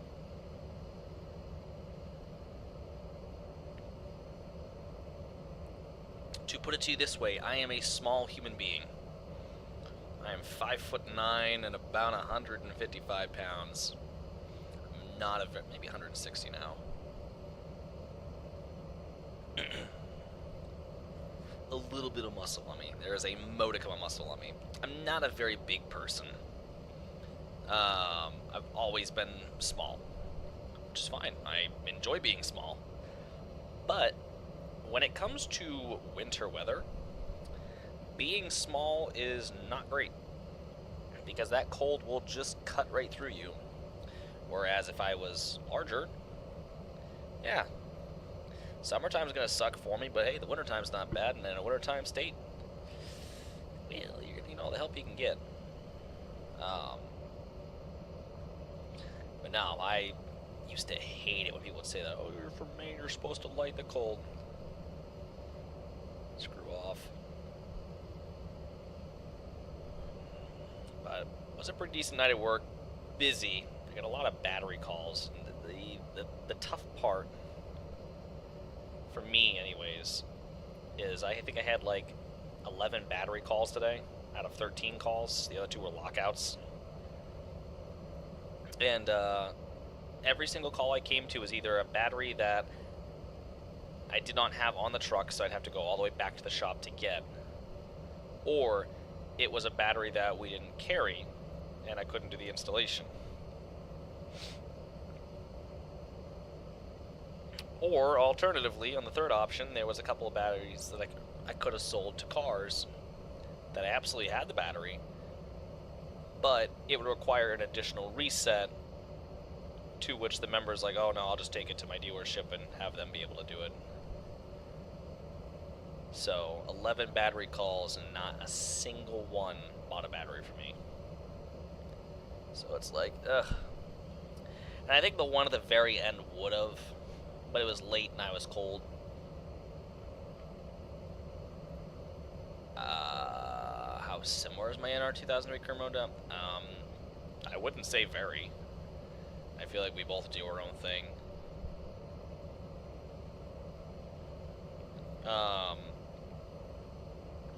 Anyways, no, it just is frustrating, because it's like, right now is our time to be selling batteries. It seems like I can sell about 3 batteries when I'm on a roll. I get about 3 battery sales in the course of a day, and then I never get the 4th. And I don't know what the rhyme or the reason is, and, you know, I'll admit, there are some cars that I've come to for that ain't starting up, need a battery, that I have definitely walked away from. Knowing fully well I got calls stacked up real high right now, and I would rather go get to those next calls than take an hour or an hour and a half to get the battery installation done. Like, it wasn't going to be easy. It was, one of them was a Ford Escape. 2014 Ford Escape, and those are a massive pain to do battery installs on, just because how Ford does put the battery under the car, but under the hood anyways. But yeah, so I've definitely walked away from a few tough battery installs just because, like I said, I chose work volume over a call. But it just, not been a good month for battery sales, which I'm shocked about. So I don't know. Like, I talked to my manager about, like, hey, what am I doing wrong? Like, are there any tips or suggestions and stuff like that? You know, is there subtle ways, things I could be saying? You know, what can I be doing more of to get these battery sales? Because it seems like every time I turn around, someone's walking away from it.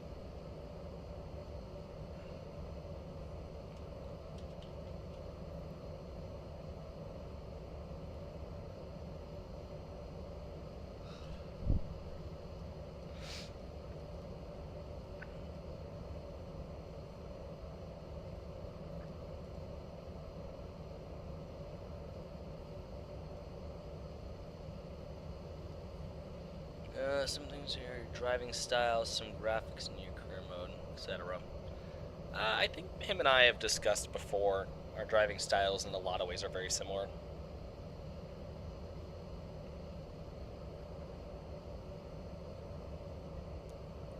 I think I'm a little more aggressive than he is in terms of my driving style.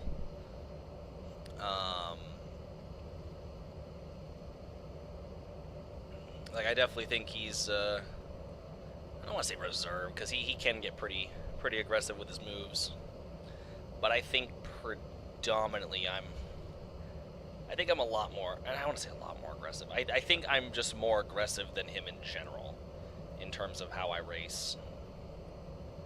But that merely is just my opinion. But we do have some similar driving styles and such. Like, I'll watch some of his videos, and a move he'll make is very similar to how I make. But I think when it comes down to how we set up our cars to handle, I think that's very different. Just kind of look at how he drives. He doesn't have a lot of wheel input. It seems like in a lot of the bigger tracks, he doesn't really have a lot of wheel input, where when you watch my streams, I have a lot of wheel input.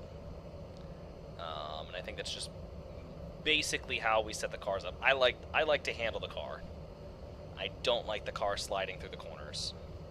I'd rather burn my tire, I'd rather burn the tires out and race with a worn out car than have my car sliding around on me. I don't know, there's something about having the car slide like that.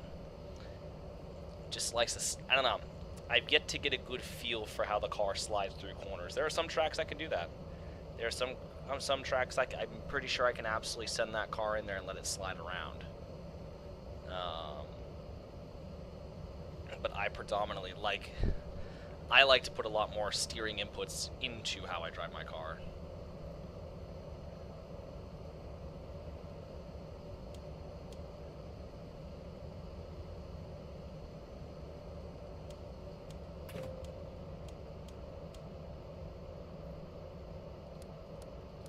Oops.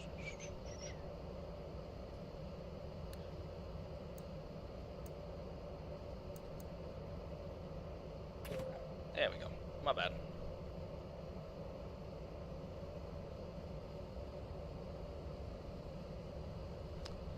So I just knocked off engine 2.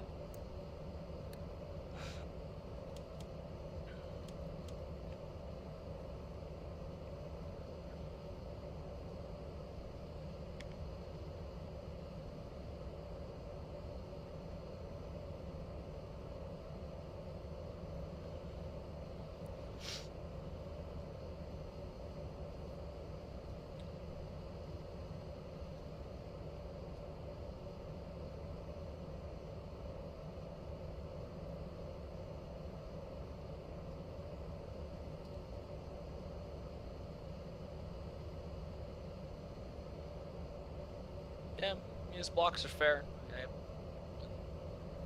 No particular qualms about his blocks.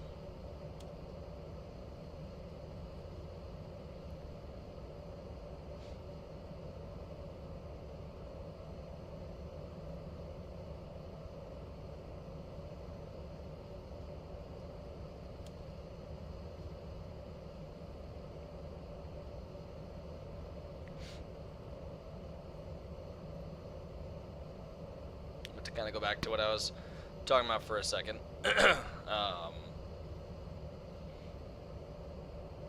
Yeah, I'm just definitely trying to figure out exactly what am I doing at work? You know, how am I going to accomplish things? How am I going to make more sales and stuff like that? How am I actually going to make this company some money? Because right now I'm just spending their money.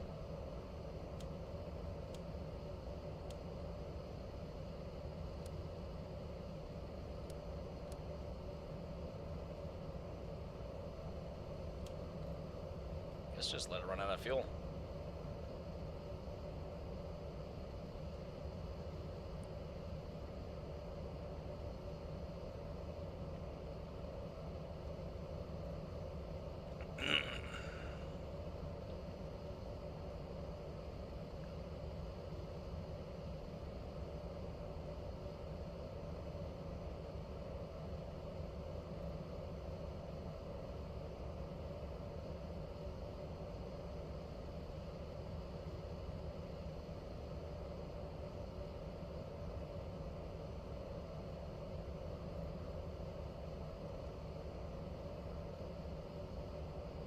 And there we go. A splash of fuel in there. Do you have your own battery company? Nope, so I work for AAA roadside, and we carry interstate batteries on the back of the truck with AAA branding on them. And then, you know, if your car dies or won't start, you can call AAA, we come out to you, and we can install a battery. And the only problem with that is a lot of the modern vehicles aren't particularly easy to install things on. And do require a lot of patience or knowledge or so on and so forth, so how am I still over Kansas? 762 nautical miles to go, 392 knots is our speed. Imagine how freaking long this would take in the Beechcraft.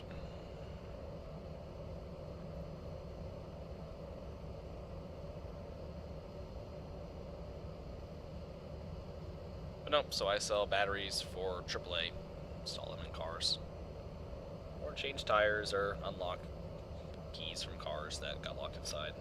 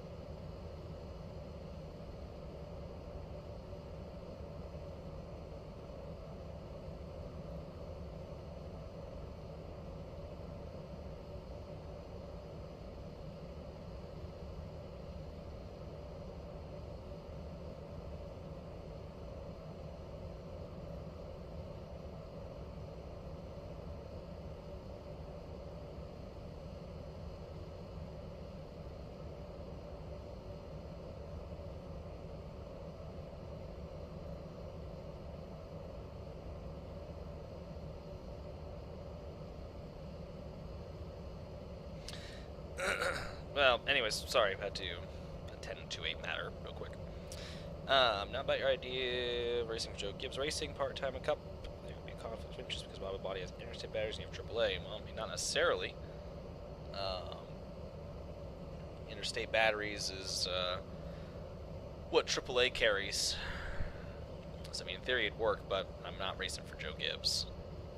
Like I said, I'm not placing myself on a high-end team unless it makes sense, unless I'm dominating the series and so on and so forth. But there's just no way I'm racing on Joe Gibbs. That's just not happening. So.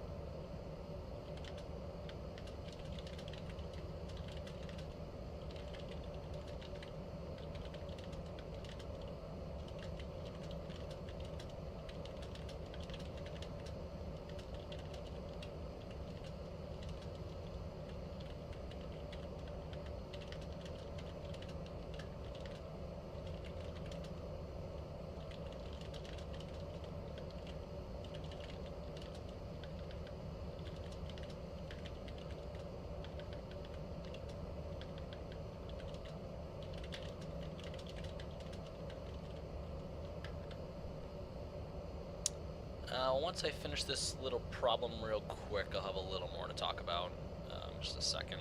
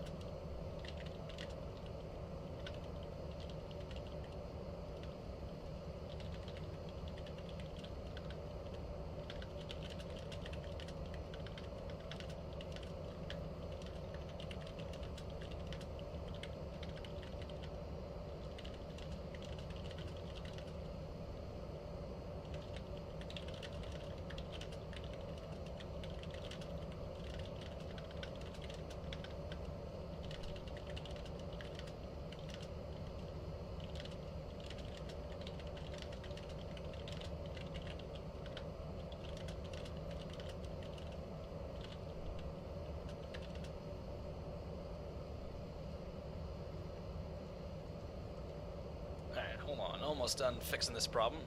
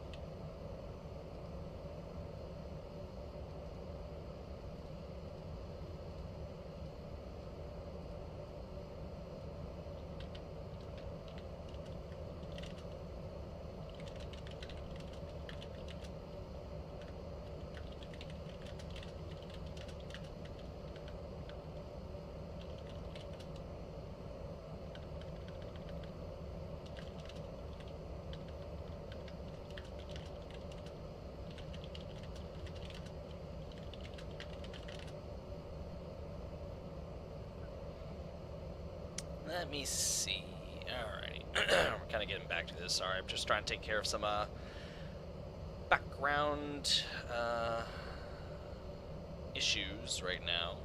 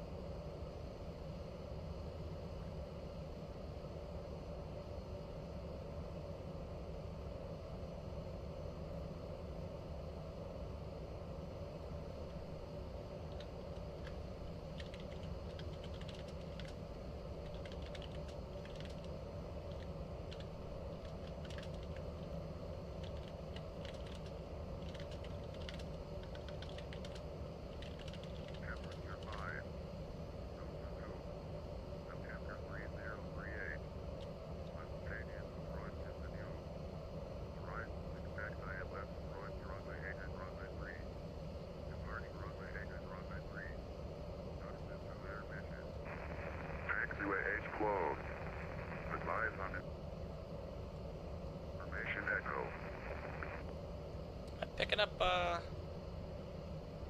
Turkey International Sun Airport. Echo 045. Yep, I was. So we're gonna turn that off. I was like, what in the world? Favorite episode on air crash investigations. Oh god, did they ever do Colgan? Let me see. Air crash investigation. Colgan Air Flight 3407. That was the one. Yep, Colgan Air Flight 3407 at Q400. Season 10, episode 4. Dead tired. That that whole crash that still pisses me off to this day. Wait, the stream hit the 3-hour mark? Are you kidding me? Yeah, been in the air for, well, we kicked brakes off 2 hours ago.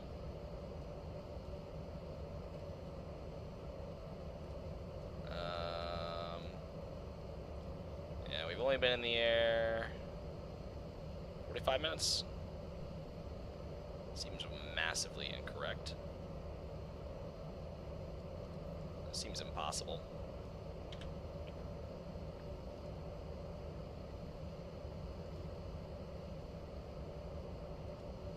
Let me see here. Somewhere. I've been in the air for an hour and 26 minutes, so something didn't quite translate too well on the clock for some unbeknown reason. But we've been in the air for about an hour and 26. Should almost be there. I mean, the headwind's the killer tonight. Yeah, we got about 697 nautical miles to go. It looks like 577. So we're halfway there. Hour and 44 minutes I've been airborne, I was gonna say. So yeah, that hour marker just has not clicked over yet. So we're getting close. We're getting close to. My voice cracks. What the?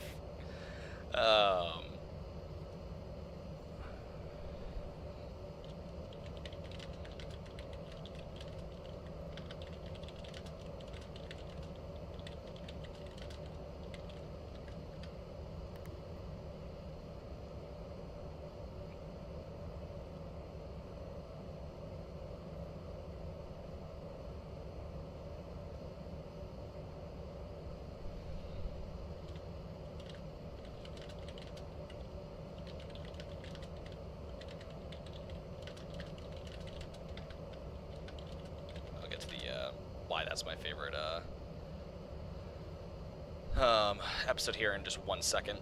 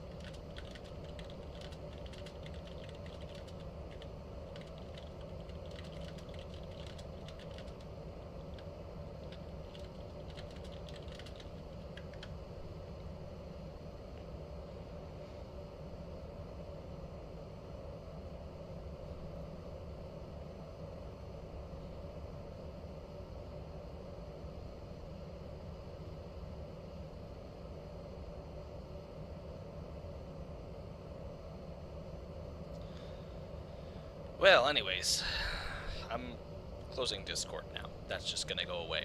So, looking at it here, we're going to go ahead and start taking a look. So we're still 400 nautical miles out from top of descent. Now 399 out from top of descent. So we're slowly drawing closer. That will, let me just beat the keyboard real quick, 398. So that's going to start ticking down here fairly quickly. And before you know, we'll be making our initial descent down into Las Vegas. Hello, Toby. You are a cat. Yes, you are. Still no nearby ATC except Minneapolis Center. Nope, he's gonna get picked up. Oh, you're a man. Oh, you're a man. Yes, you are. Oh, look at this guy. There's a cat in the flight deck. Don't worry about it. Always packing the essentials. My essential carry-on. My cat. So probably another hour and a half before we finally put on the ground.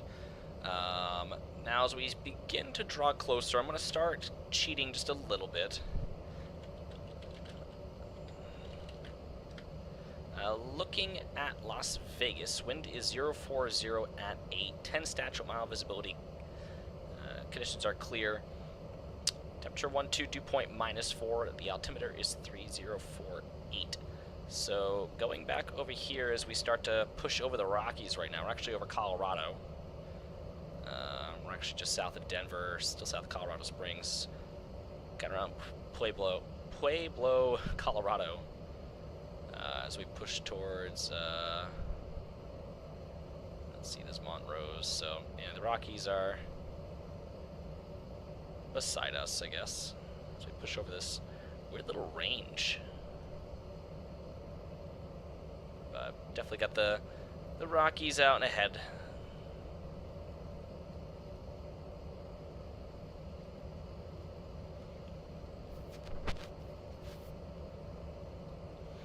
But regardless, so not what I want right now. So we're gonna go to airports. So the wind is 040. So that kind of is favoring the 1s and even the 8s. Definitely not favoring much of the 26s anymore. So we could set ourselves up for a 8 right arrival, which would give us a little bit of a longer taxi back in. We'll kind of look as we get a little bit closer. I want to look as we get about 100 nautical miles out from top of descent. We'll have to replan for the arrival into Denver. I'm sorry, Las Vegas. I'm thinking Colorado since we're over it. Turbulence has stopped, which is always good. So we'll have to rethink things once we get a little closer to Las Vegas. Because with the wind the way it is now, we are definitely not landing on 26 left. We'll have a little bit of a tailwind, which we don't want. Any runway is really suitable at this point. We could land 1 left, make the turnoffs, come back in, or we could land 8 right. So it really depends on what we're looking for. We'll probably land 1 left, maybe. I don't know. We'll wait and see exactly what we're going to be doing here. But definitely anyone's choice at this point. But still the same coming into gate B20.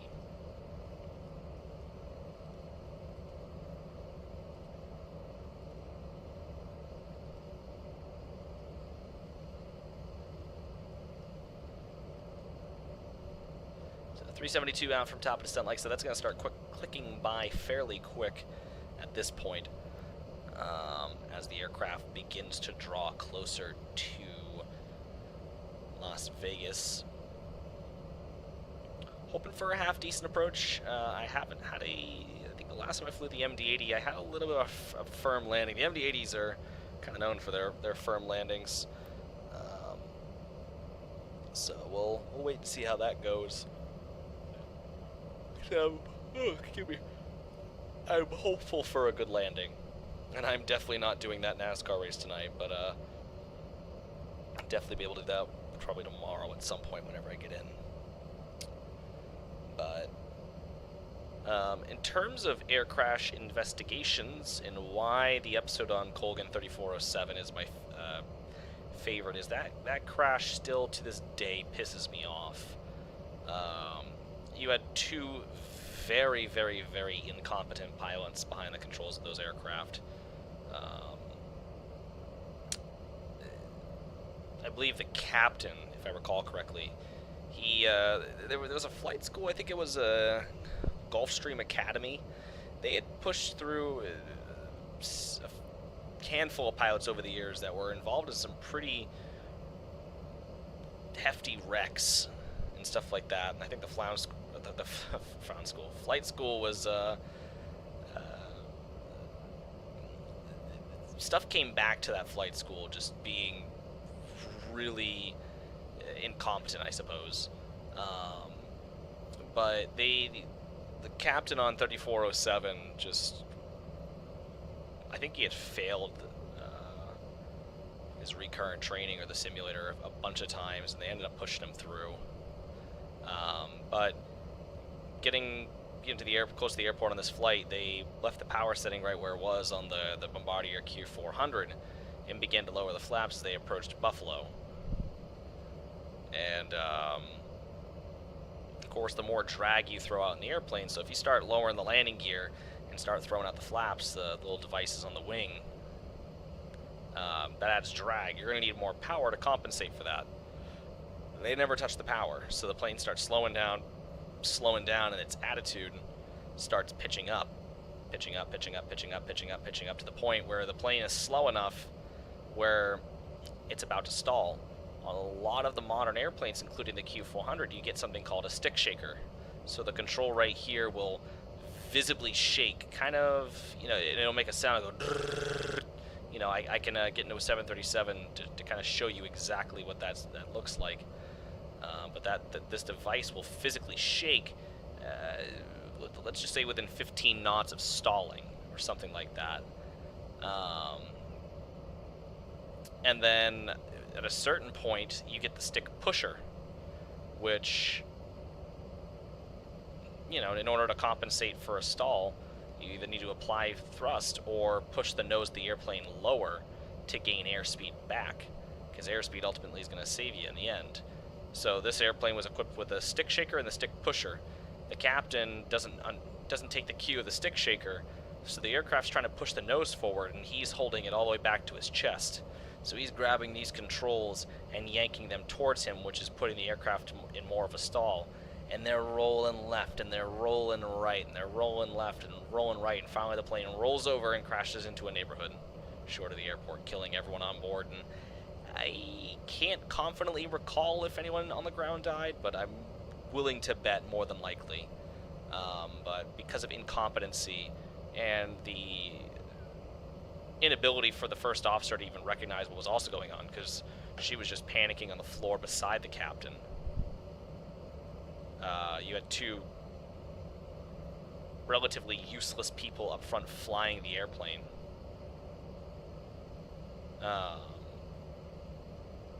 That had no business being up there and killed all those innocent lives. I mean, just utterly disgusting. It's kind of like the Asiana flight that crashed in San Francisco. Now, it's a little bit different because I understand, particularly Asian culture, a lot of respect. There's a lot of respect in that kind of culture and stuff like that. But that kind of culture allowed for a disaster to occur. The plane was getting slow. The first officers knew it was slow. Because of the respect, he never spoke up to the captain to say, "Hey, captain, we're slow. Hey, captain, we're low. Hey, captain, we're low and slow. Hey, captain, we need to apply power. We're going around." He did not do that. So they allowed the airplane to get very slow and basically push it to a high angle of attack, smack the tail end of the airplane off the seawall in San Francisco, and then do a cartwheel on pretty much the runway, shutting the airport down, killing a lot of people in the process.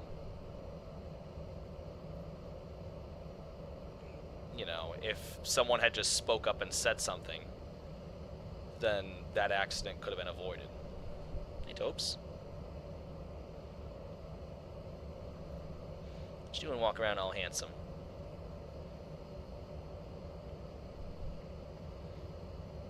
You know, a lot of times you can get yourself out of a situation if you are with the aircraft. You know, never push yourself beyond your means. Never put yourself in a situation where you're not confident. A famous situation of not being confident and pushing yourself beyond your limits was JFK Jr.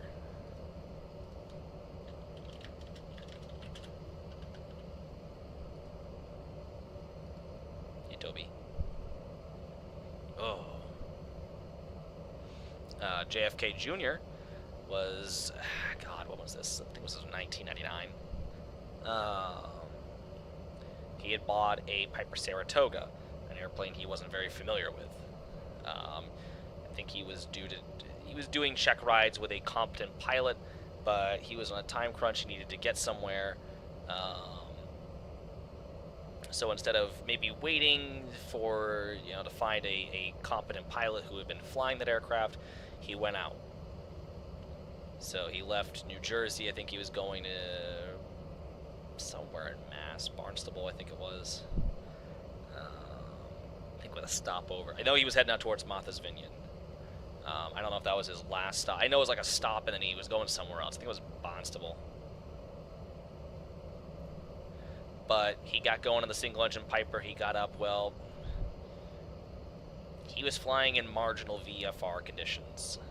So, very gray sky. He's out over the water. It's just everything blended together. Well, that's fine. You know, you have the chance of getting into spatial disorientation or vertigo. Well, that's fine if you rely on your instruments. Well, he didn't, basically. Yeah, because he was in a rush. He was he was trying to get somewhere. He was unfamiliar with the airplane. He wasn't really well trained. He put himself in a bad scenario. He became disoriented. And instead of relying on his instruments, he relied on what his body felt and, essentially crashed. Just to kind of look up, I'm going to pull up the Wikipedia article. He died when his light aircraft he was flying crashed into the Atlantic Ocean off Martha's Vineyard, on July 16, 1999. Kennedy's wife, Carolyn Bessette, and his sister-in-law, Lauren Bessette, were also on board and died. Piper Saratoga departed from New Jersey's Essex County Airport. Its intended route was along the coastline of Connecticut, across Rhode Island Sound, and Martha's Vineyard Airport. The official investigation by the NTSB concluded that Kennedy fell victim to spatial disorientation while descending over the water at night and consequently lost control of his plane.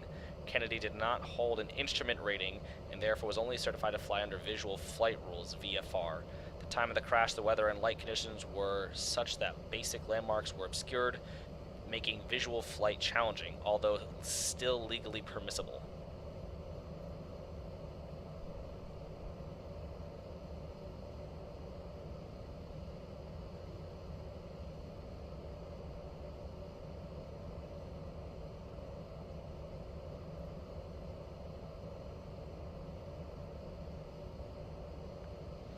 The NTSB officially declared that Kennedy's plane had crashed in the Atlantic Ocean off the coast of Martha's Vineyard.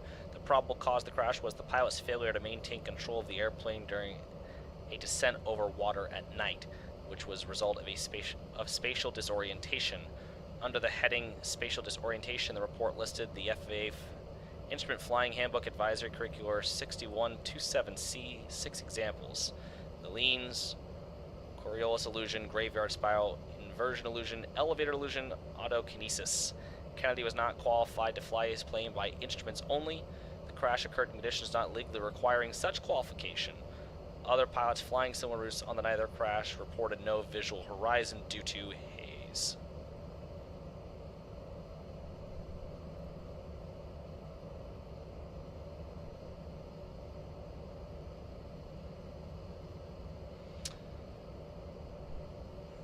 Possible contributing factors were haze and visibility, pilot experience, pilot training, psychological stress, Pilot distraction, late departure, no flight plan or request for help, flight over featureless open water, a foot injury, and incorrect radio frequencies. Particularly, the NTSB suggests that Kennedy's rocky marriage may have contributed to the source of stress at the time of the crash. Additionally, Kennedy's magazine George was in serious financial trouble. According to the Aeronautical Information Manual, AIM, stress from everyday life can impair pilot performance, often in subtle ways. Distractions can also interfere with a judgment that unwarranted risks are taken, such as flying in deteriorating weather conditions to keep on schedule.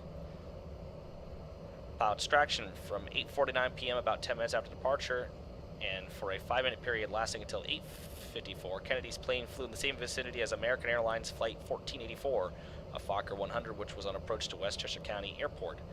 The TCAS, Traffic Collision Avoidance System, sounded on the Fokker 100, leading to some discussion between the Fokker and New York approach controller. However, the interaction ended when American Airlines Flight 1484 reported to AC that they believed the other plane was a Piper, and the TCAS warning was resolved. No corrective action was reported to have been taken by ATC nor Flight 1484. It is not known if Kennedy was aware of or distracted by the incident. So, I mean, there are many, many different things that could contribute to a crash, but the long and short of it is, you know, yes, the conditions did not permit for instrument flying, 286 nautical miles, so we're getting close. We'll start looking here in a minute. Did not strictly permit, you know, only instrument-rated pilots to be up, but even though it was still legal for him to fly without being able to see any visual markers, should he really have gone up in a plane he's not very aware with. You know, it happened one night at the Jetport when I used to work in the private aviation terminal. It was foggy. I mean, kind of like how it was foggy when we left St. Louis on here, except worse. Like, you wouldn't be able to see the back of this airplane from standing at the front of the airplane. That's how foggy it was. And all week long, there had been this guy in a brand new TBM, or, well, a brand new to him TBM, single engine turboprop. They've been doing practice all week. They've been going out, you know, we've been going out with someone who's familiar with the airplane, going up, doing practice, you know, all sorts of maneuvers, coming back and, you know, parking his plane at the airport. Fine and dandy. Well, they come in, or he comes in, it's wicked foggy, he needs to get going, he has a timeline, he wants to be somewhere.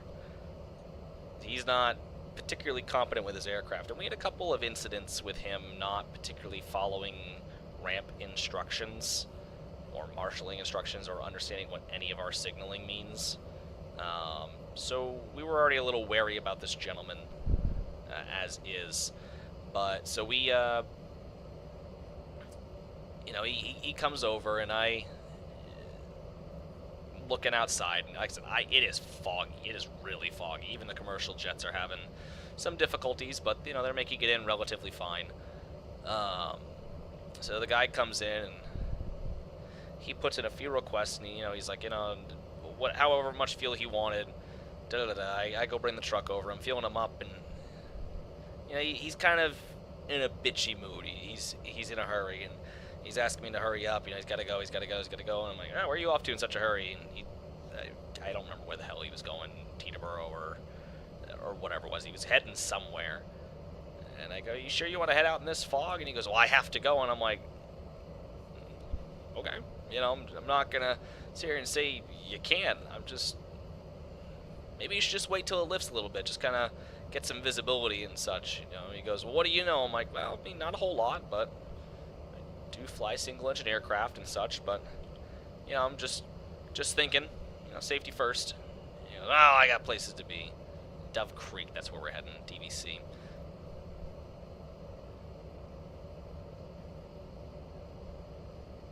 No. TCAS, I don't believe. Most airplanes still have TCAS. MCAS is, I forget what MCAS stands for.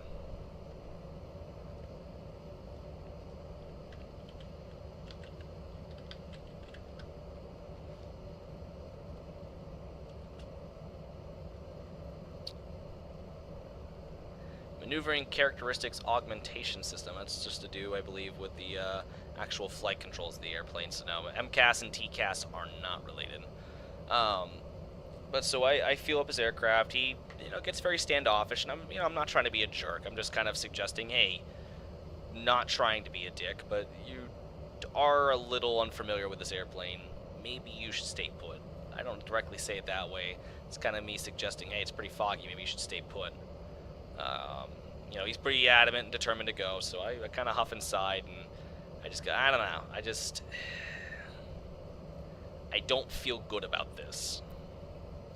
So he lights up. He taxis on out. He gets lost on the taxiways.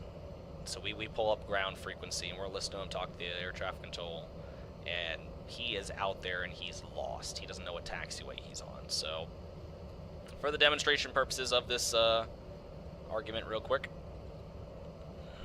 before we look into Vegas.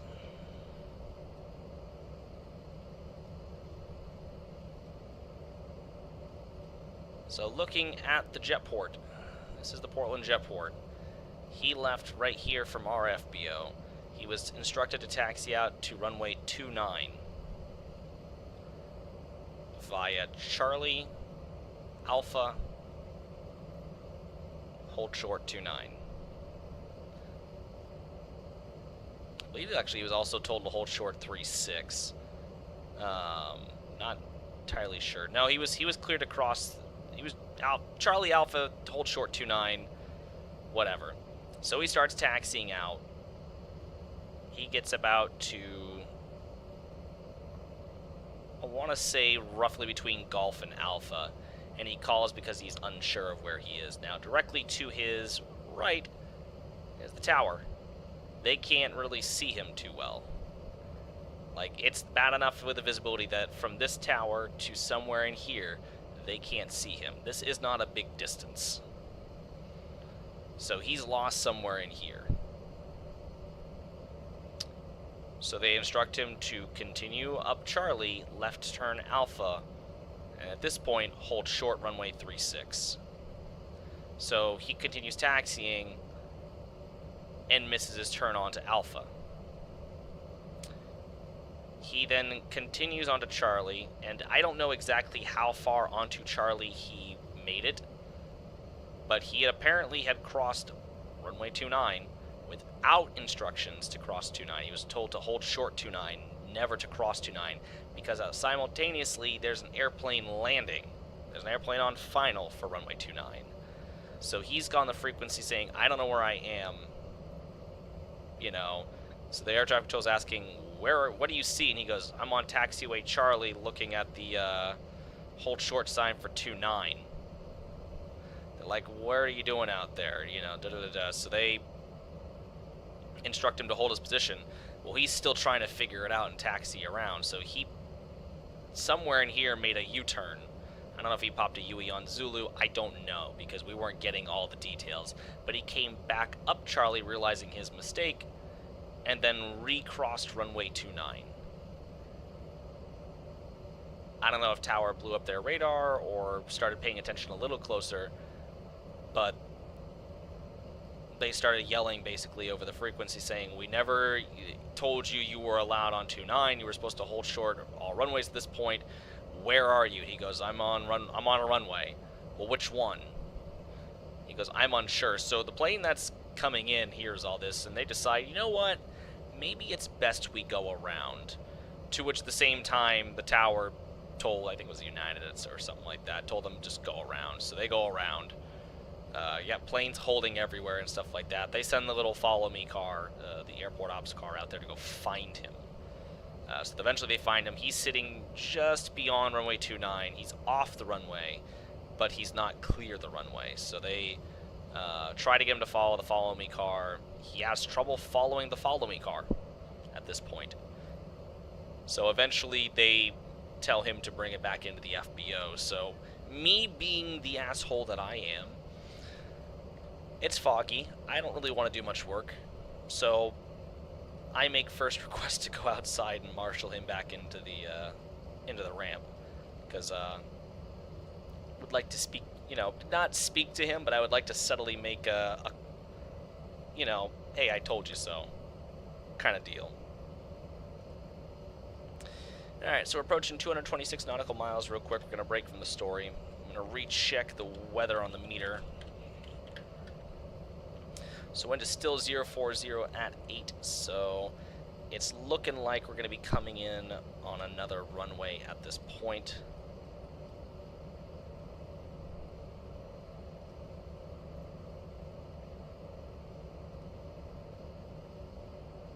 So the question is, 1 left or 8 right.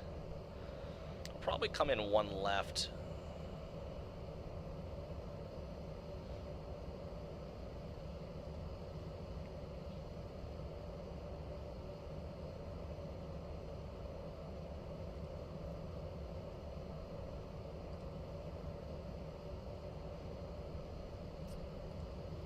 So we're going to make the amendment KLAS chow to Tiger, and we're going to take well,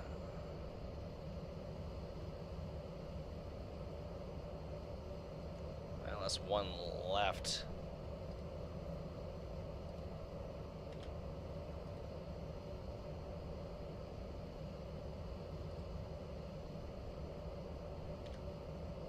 Make sure I'm getting this right. Yeah, I lost 1 left.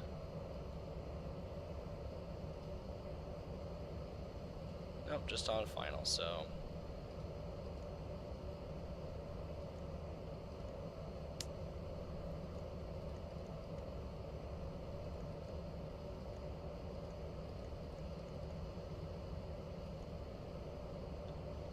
So that doesn't change anything, but that does prepare us to make the correct approach into Vegas. So instead now we're going to be coming around. So at Wolf we'll be making out toward Tattoo, or no, I'm sorry, towards Pack, Beeper, Refuse, Danzig?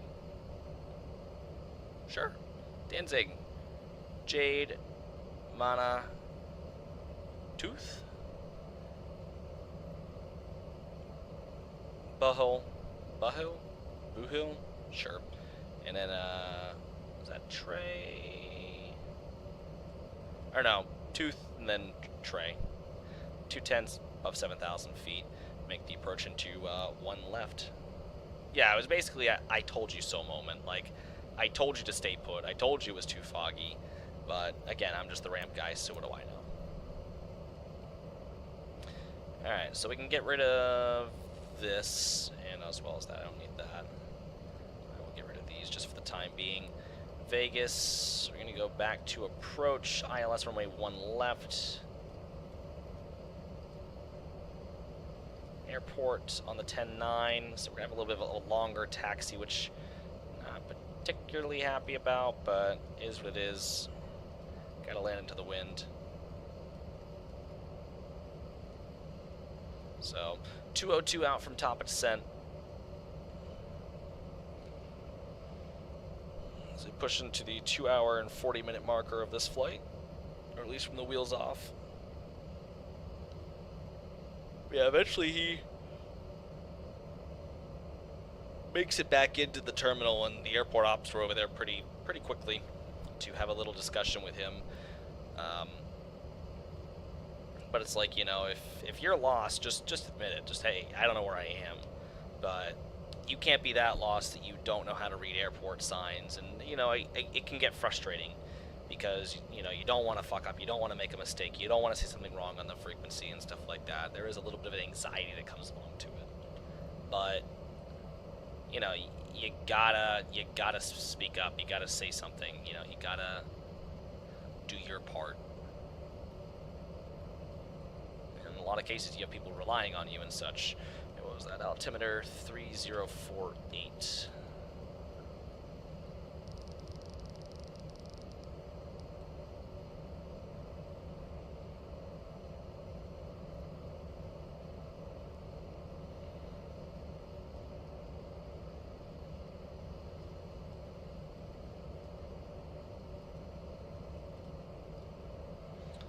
92 out from top of descent.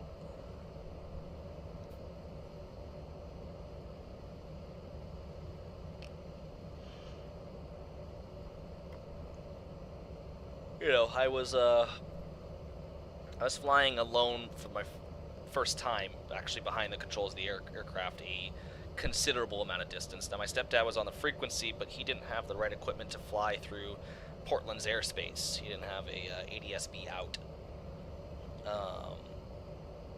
So he couldn't bring his airplane through the airspace, but I was in the other airplane he owns that could go through the airspace. So I flew into Portland's airspace, gave him a call, started talking to them.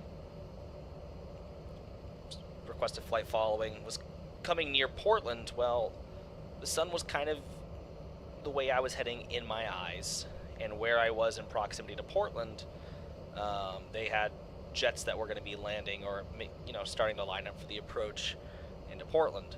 So they tell me, you know, hey, you got a it was like an E-170.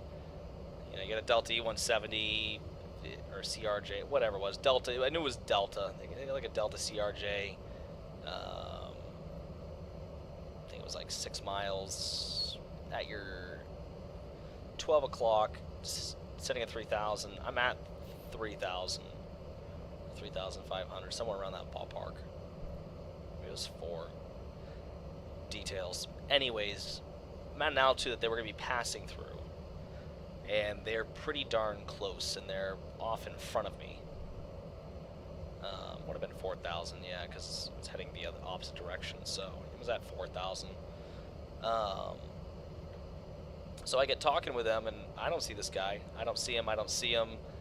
They talk to Delta. He doesn't see me.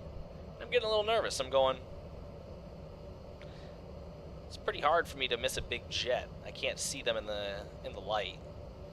And so, you know, I just got nervous. I'm like, you know, hey, Portland, don't have that traffic. Do you want me to make a right 360? Just allow them to, you know, put some space between. Yep, make your right 360. So I made just standard right turn. Just made a lazy 360. Eventually, as I was about halfway through my turn, the plane passed off to my, you know, at that point, my right side, and they were no factor at that point. So I came back around, finished my 360, continued on, avoided any further conflict. We weren't in any risk of colliding, obviously. Otherwise, there'd be a lot more panicked, you know, talk on the radio. But clearly, you know, it's like, he's somewhere out there, I don't see him. Now, I trust the guys in the tower, but I also don't trust the guys in the tower. You know, they only see us as little blips on their radar. Who's to say that radar can't fail?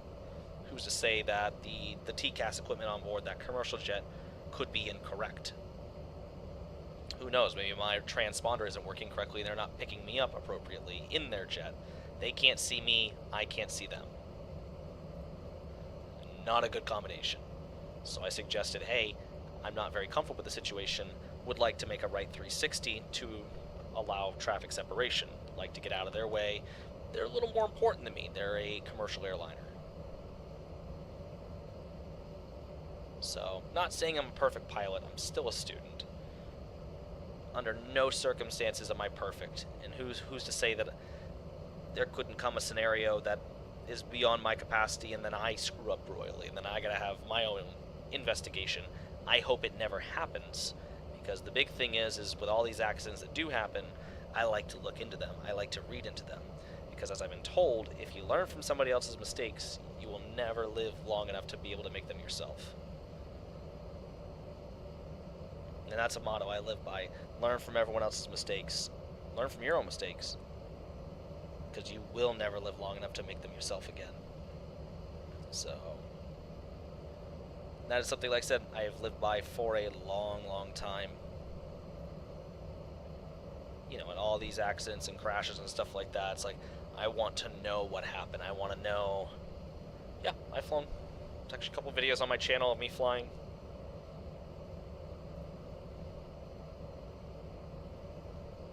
Like an actual airplane.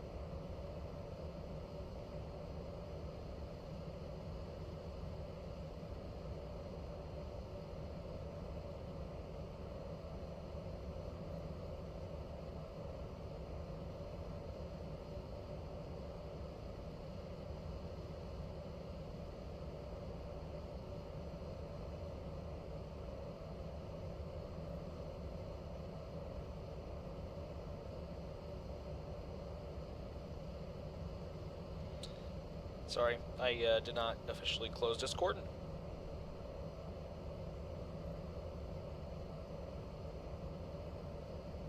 No, I did not fly for Southwest Airlines. I fly personal little airplanes, just little puddle jumpers.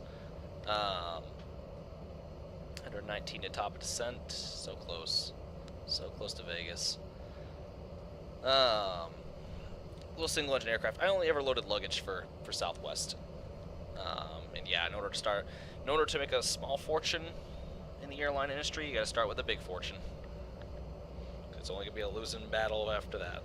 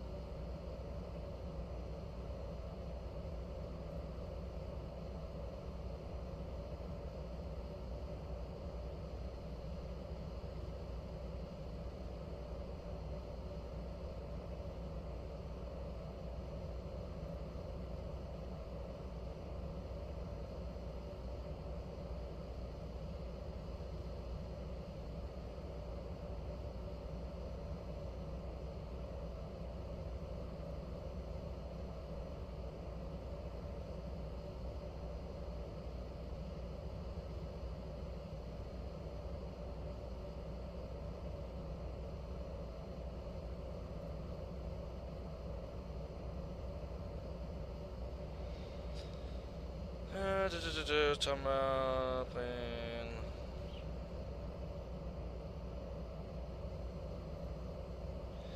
Yeah, I don't think I want to be on a 747 just gliding around over the Indian Ocean, or any ocean for that matter. Oh, there goes my charger. Alright, let's see. Top of descent. 78 nautical miles. Son of a bitch. Thank you. Alright, 76, so we are slowly approaching. So yeah, top descent just creeping into view here. So we are getting there. Almost there.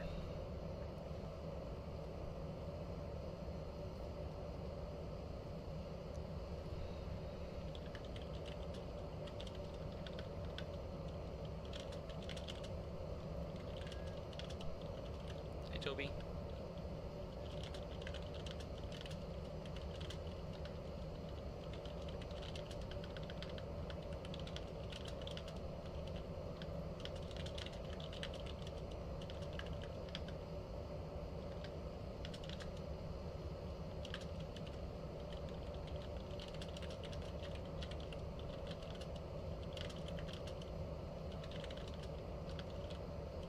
Hey, Tobes. Oh, what are you doing, you man?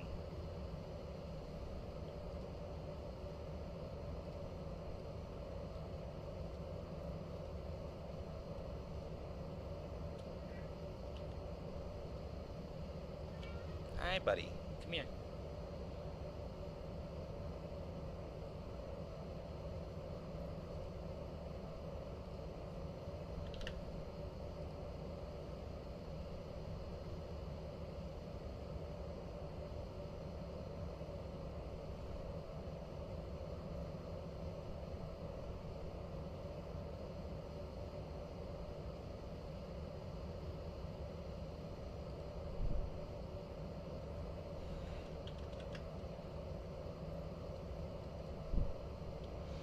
Oh, you're a cat.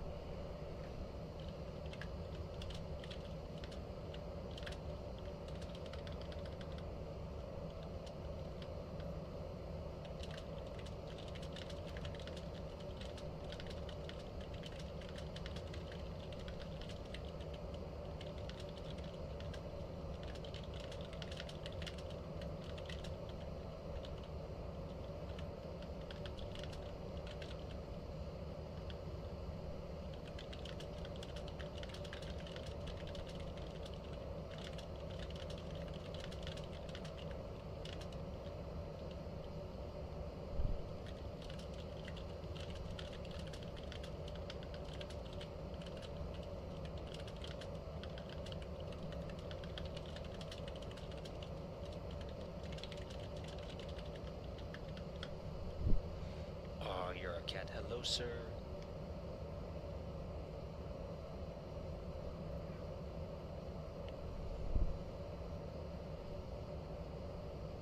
Get your claws out of my bed. What?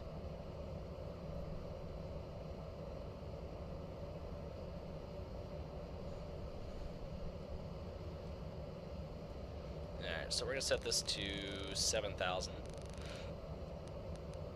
Well, we'll probably set to 5.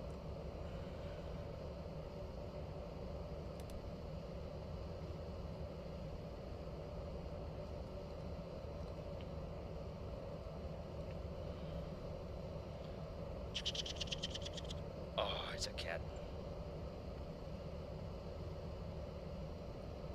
What's he gonna do? What are you gonna do? No. No. I got that tail. Yeah, Toby's getting all mad because it's 4:03 in the morning and I'm not in bed. And that's what he's all, yep, you did hear Toby just meow in the background.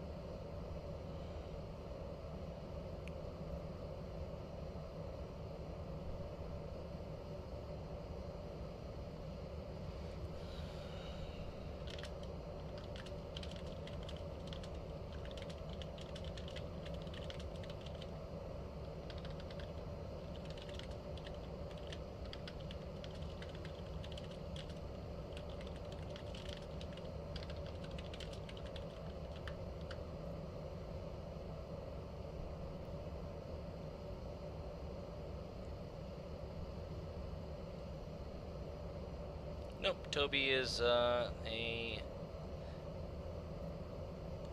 guess kind of like a black, tan, gray, white tiger. Doug. Alright, so let's see here. So our plane is way over there. So we're now starting up here on the map. 33 to top of descent, so we are right here. Oh, I got your tail. Oh, I got the tail. No. Stop this.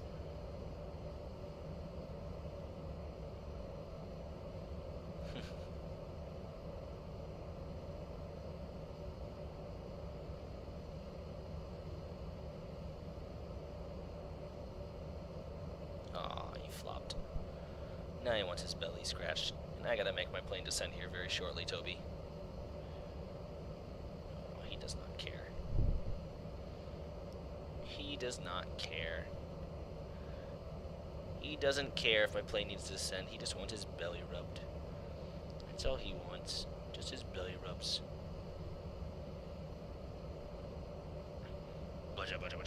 Okay. I got 2 cats. I only got the one, and all I need is the one. Alrighty. I think it's the longest stream I've done in terms of flying.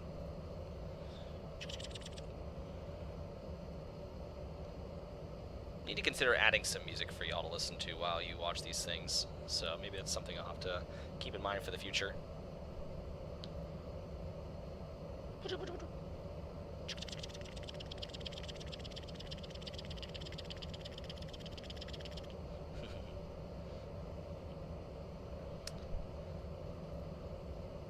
Come on, top of descent. Pop up onto the screen.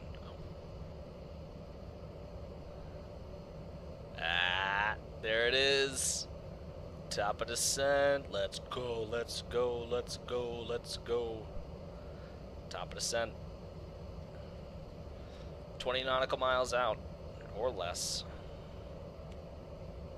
Say, Toby doesn't give a damn. He just wants his attention.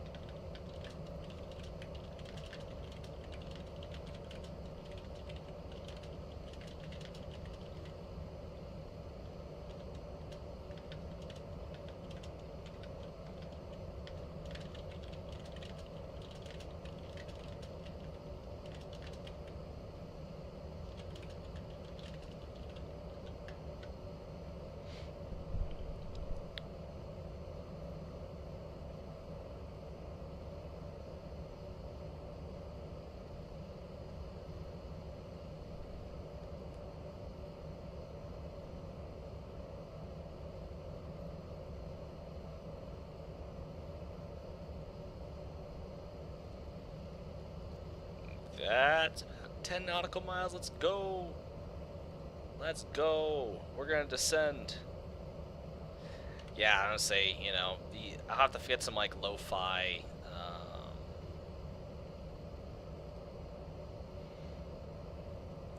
Some lo-fi streams or something.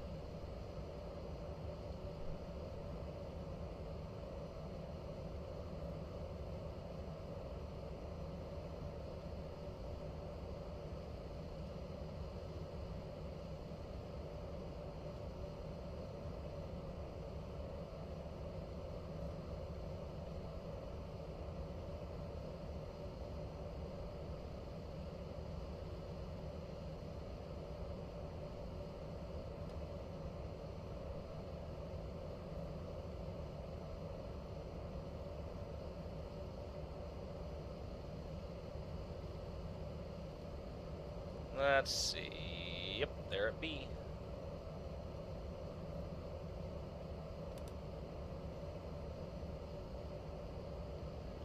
Let's see how the plane will start itself down.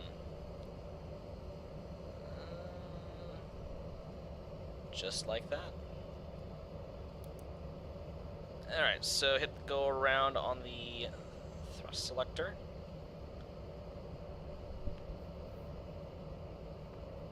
Vamos, I believe that's an airline.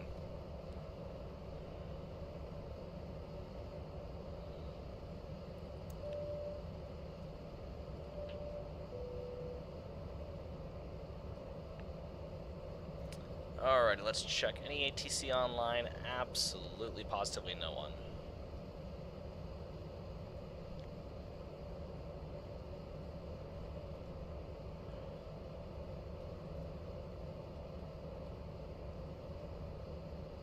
Looks like right now we are inbound to Allen, then down to Chow.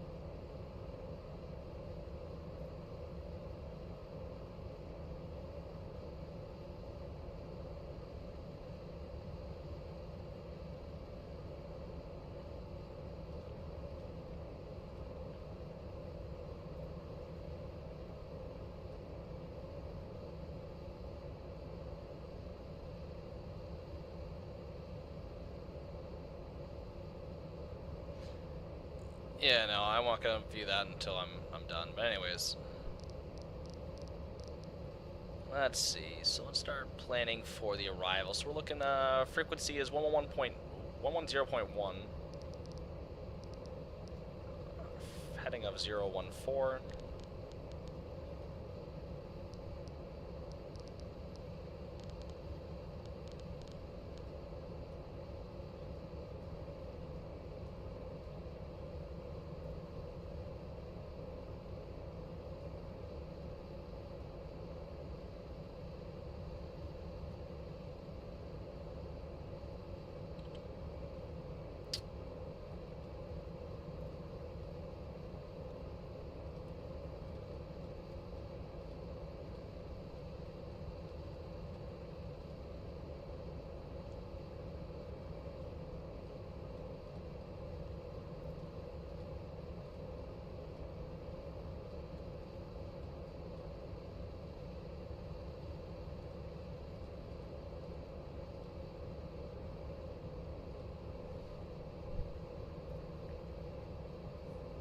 Alright, so just beyond that lake, somewhere out that way is the airport.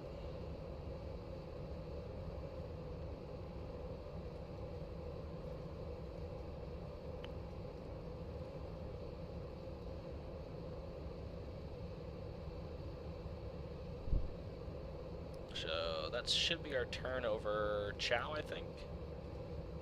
We heading inbound to Chow, and we're inbound to Chow now. So yeah, we're heading to Chow.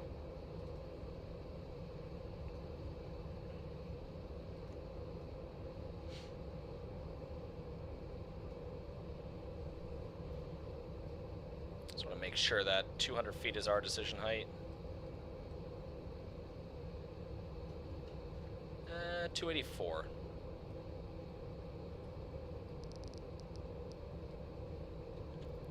Just do 280.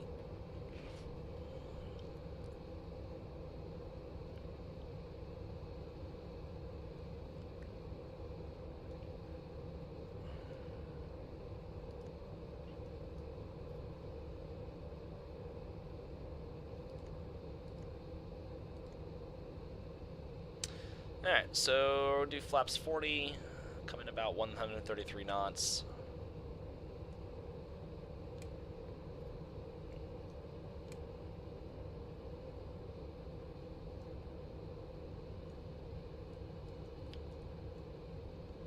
Our rig set medium.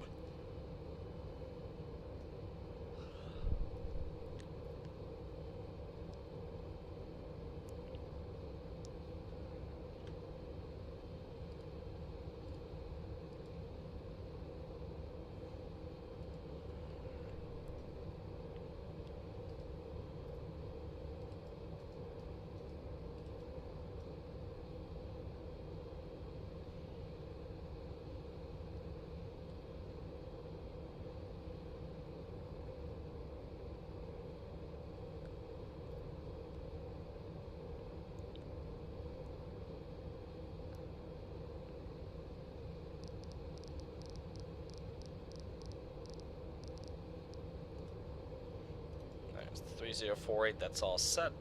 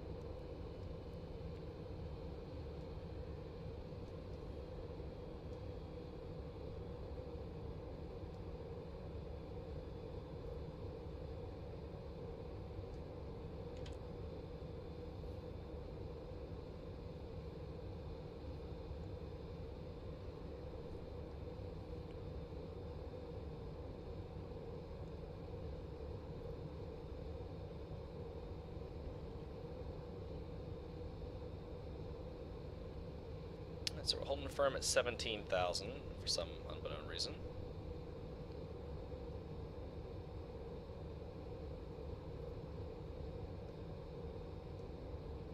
Already at 250 knots.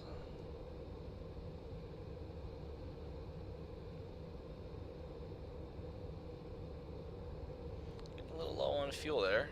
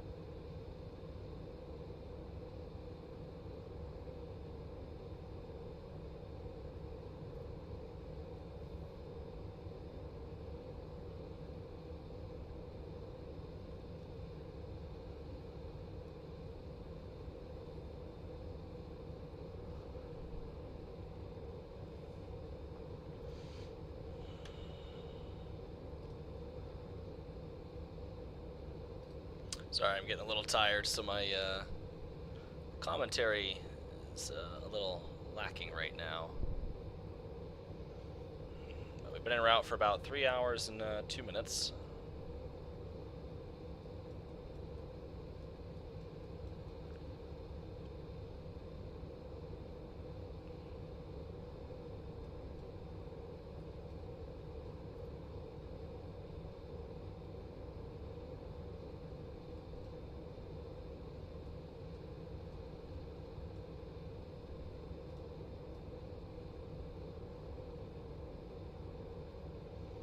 So roughly right over there, we're up in that ballpark anyways, I believe is the Hoover Dam, somewhere in that gap.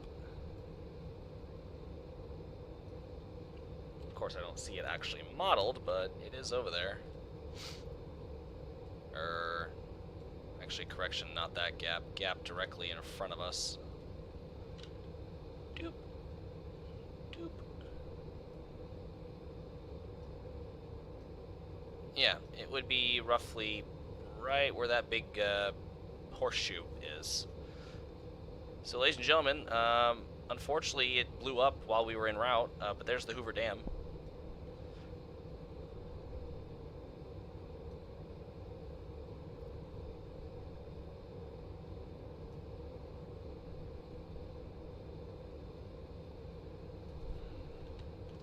My stream has to be pushing into, yep, 3 hours, 45 minutes I've been streaming.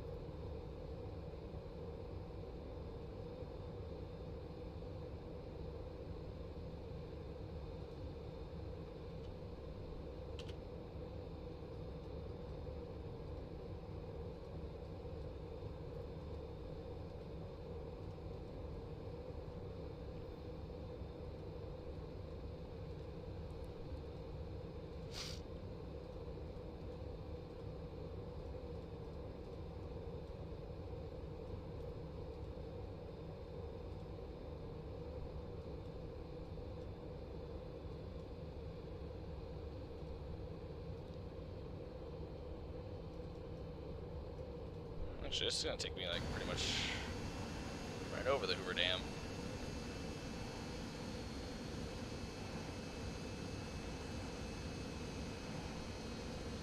Buildings.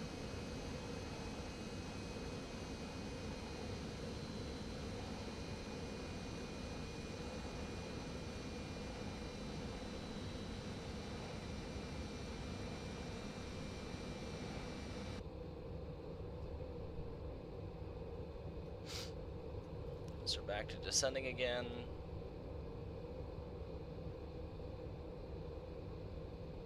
Yeah, we're gonna start pushing below altitude restrictions here. Any train crashes come to mind? I mean, Lock Mechanic. Big Bayou incident.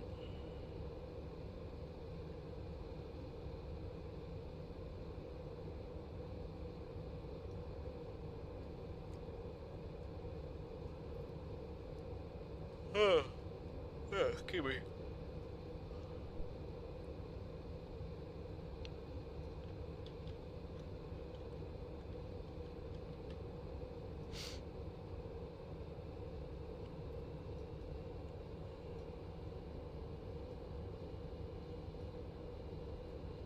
I don't actually know if there are any airport structures there.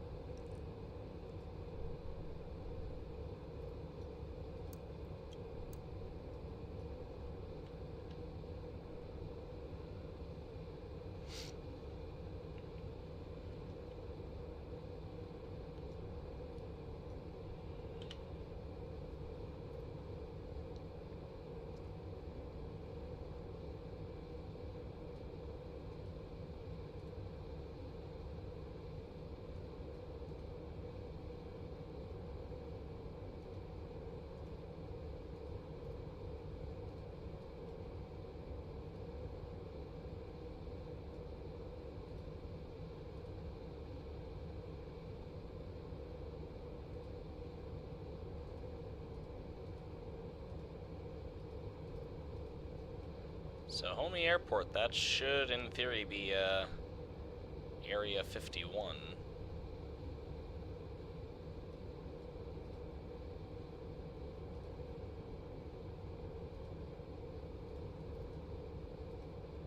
And that's an open S range.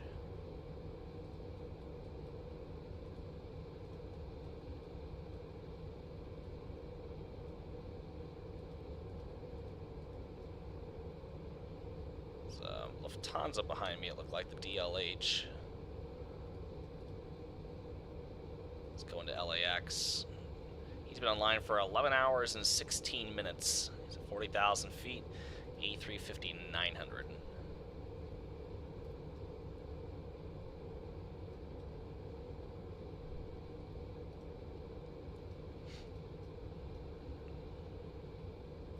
No, we're not landing at Area 51. Might not make it to the racetrack if we do.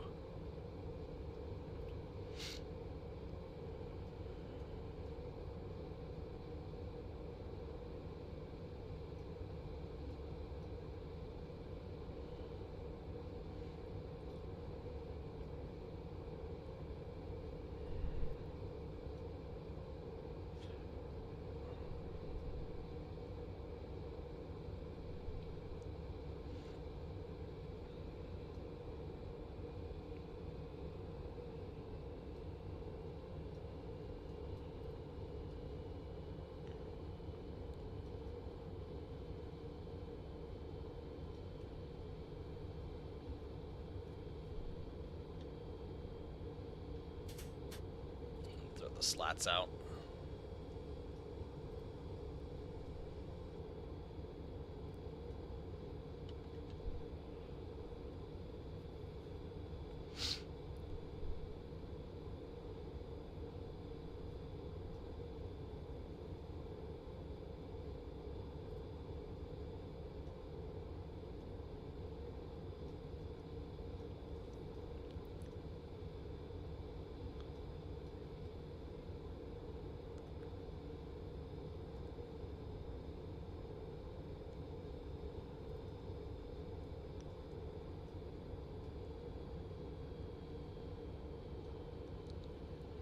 Yeah, I mean, I could definitely pop in there on the flight sim, but yeah, wouldn't imagine that would go too terribly well.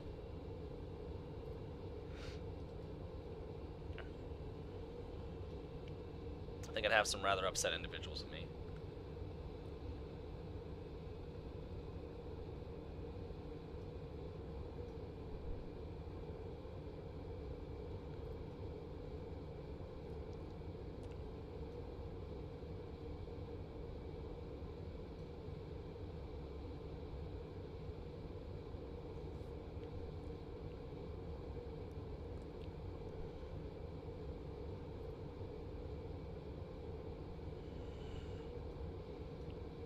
Passing below 10,000. Yeah, we can figure out something. I never turned the logo light off. Well, soon to be American Airlines planes, so they can replace the bulb.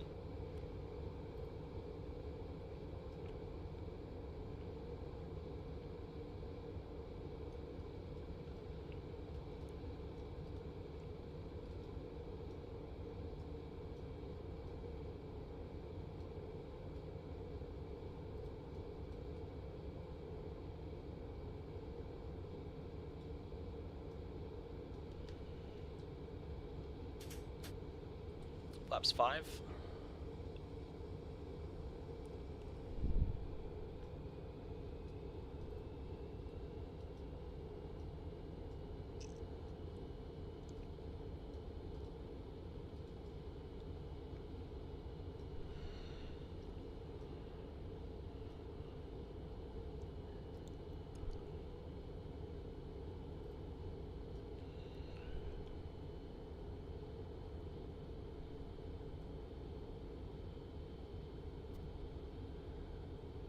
Well, TWA will no longer exist as of December 1st, 2001, so with our season already being taken up by the current sponsors we have, a TWA sponsorship is unlikely, because as of December 1st, 2001, they will become American Airlines, and then I'm not paying an American Airlines scheme because, well, like a lot of the airlines that will be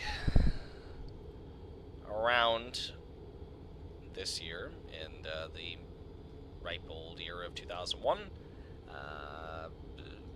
advertising and spending money on branding isn't going to be particularly their strong suit here.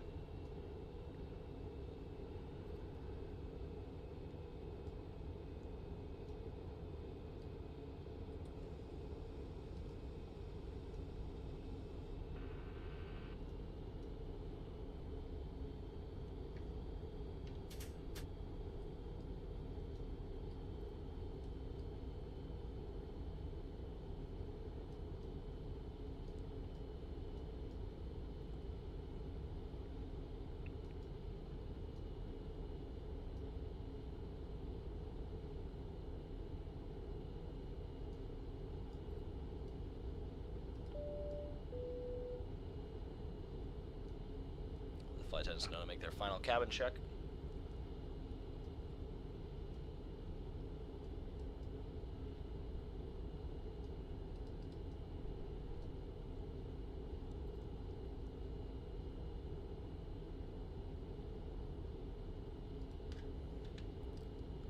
Las Vegas traffic, TWA 456. Over Trey at 7,000, joining the aisles, approach runway 01 left, Las Vegas.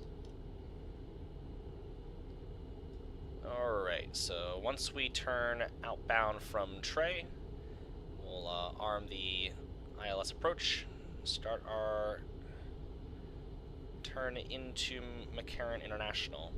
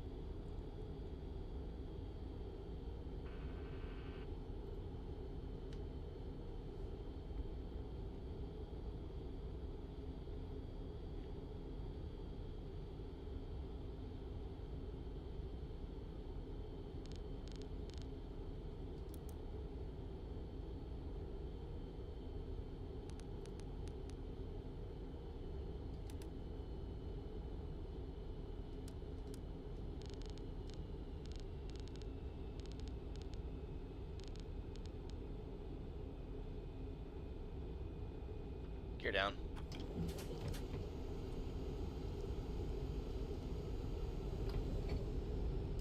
Las Vegas traffic on a 10-mile final from a 01 left, TWA 456, Las Vegas. Alright, 133 is going to be the final approach speed, so let's slow down to just back her up at this point.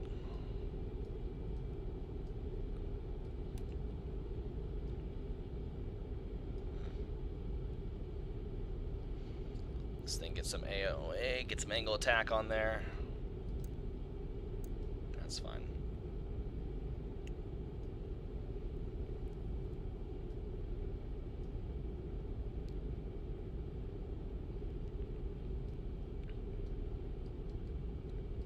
This approach will be to 7,000.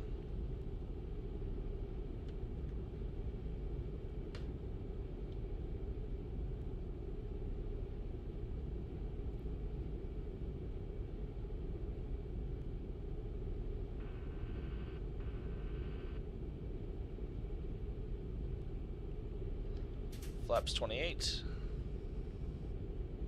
Or, well, flaps 20 for the moment.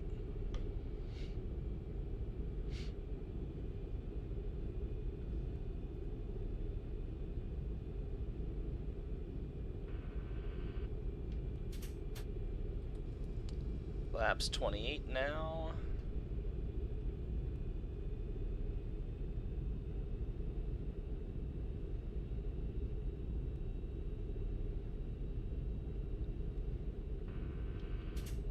and flaps full.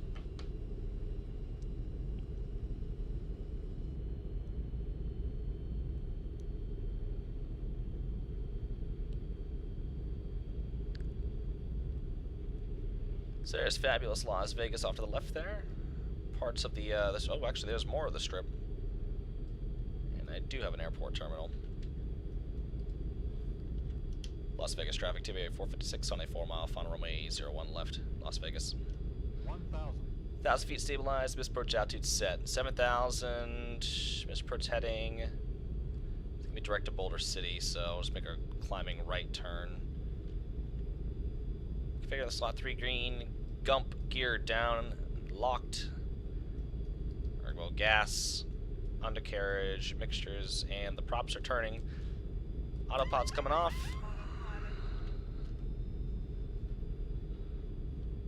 Aircraft is mine.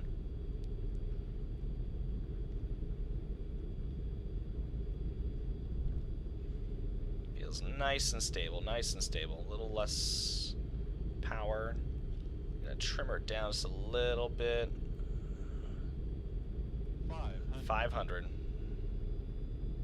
Don't let it get behind. Don't let it get behind. Little high, that's fine. Got plenty of runway to work with. 400. Little high, bring her down.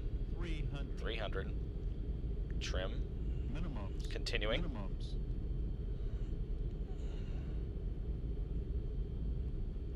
200. 200. Little low. Little low. Sink. 100. 100. 50. 50. 40. 30. 30. 20. 20. 10. 10. Oh yeah, we got a bit of a float. There we go.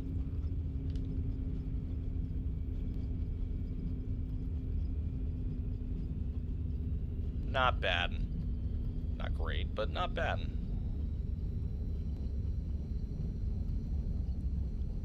Take manual braking here in a minute. 80 knots.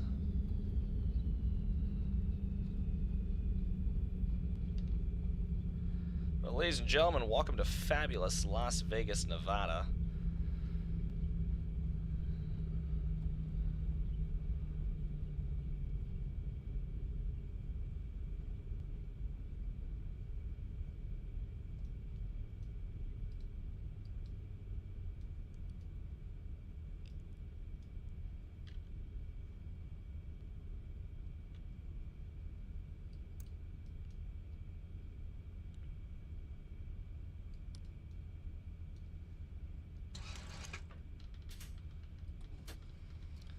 Las Vegas traffic, TWA 456, vacated runway 01 left on November, crossing 19er left on November, Las Vegas.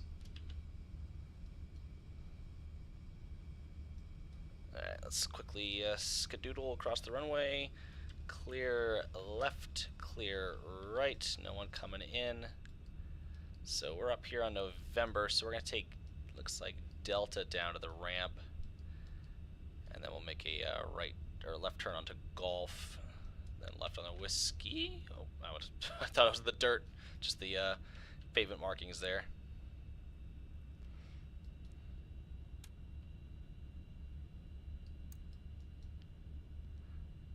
So we'll go ahead and start the APU up. It's coming online.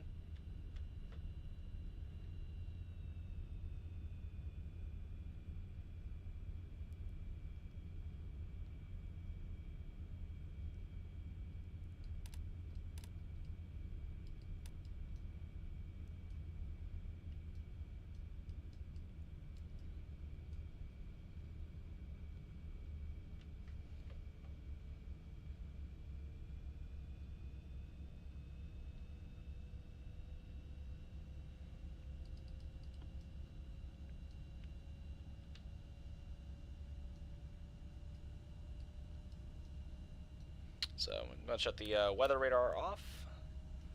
We'll shut the clock off. About 3 hours and 23 minutes, I think. I don't know why the other half of the clock's not working.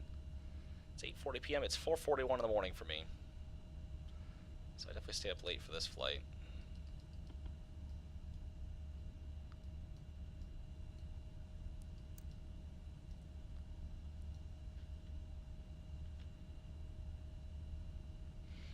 the second leg is done, so we will consider that.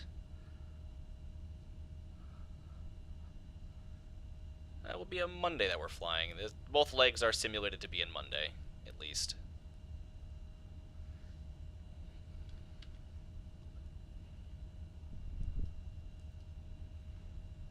Alright, so this next kind of shallow left will be Gulf, I think.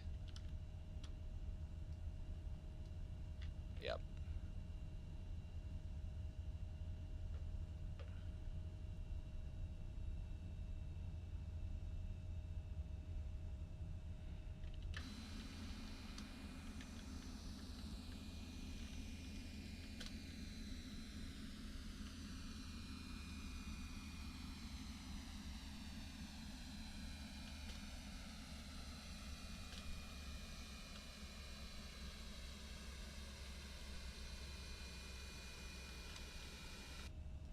Sorry, I had to take some screenshots there for a second. It's always a must. Trying to get some decent thumbnails for the stream. Sorry, so we're making our left turn here onto Gulf. So we'll have the A gates and then taxi a little further down. I'll probably point us towards the B gates. Do I have any other traffic here? Nope, just me. No worries. Nice, slow, gentle roll into the terminal.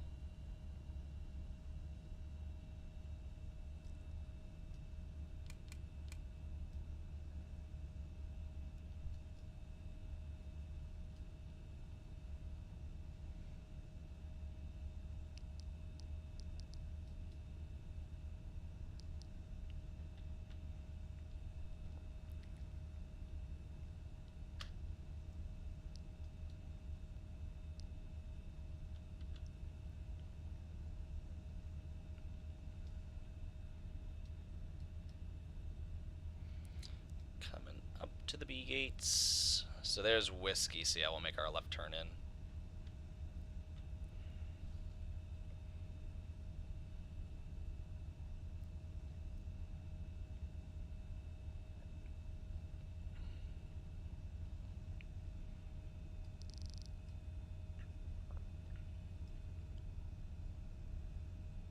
Alright, so there's my concourse right there that'll be parking at.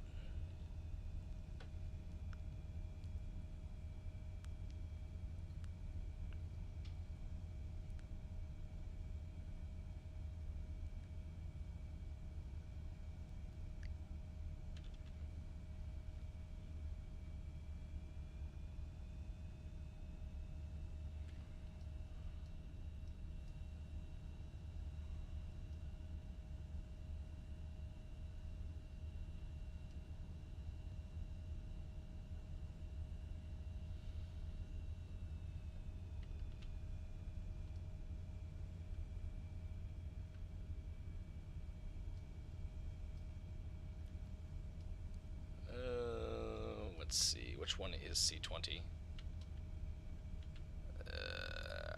Crap. So, looking at the prong real quick. Either that one right over here. So let's head over there towards it.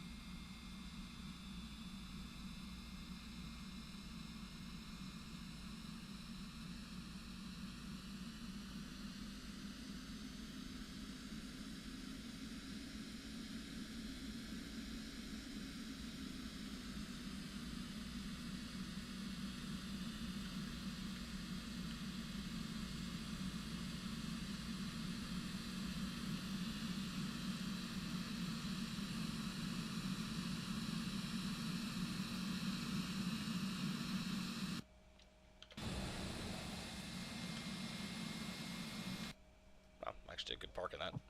Alright, parking brakes on. And we are parked at the gate.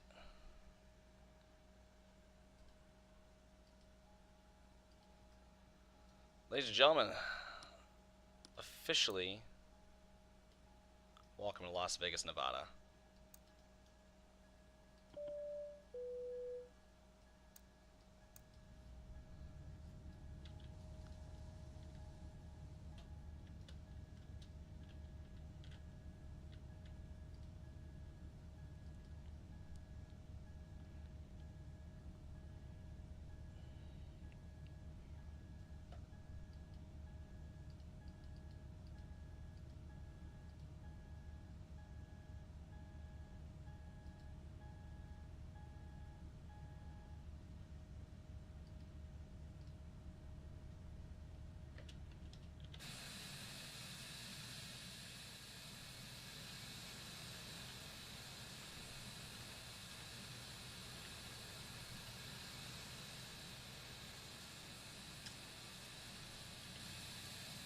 So that is that. We are in fabulous Las Vegas, Nevada here. Interesting little airport. I've never... Okay, actually, I want to take that back. I have flown into Vegas before. I've never... I don't think I've done it in such a long time.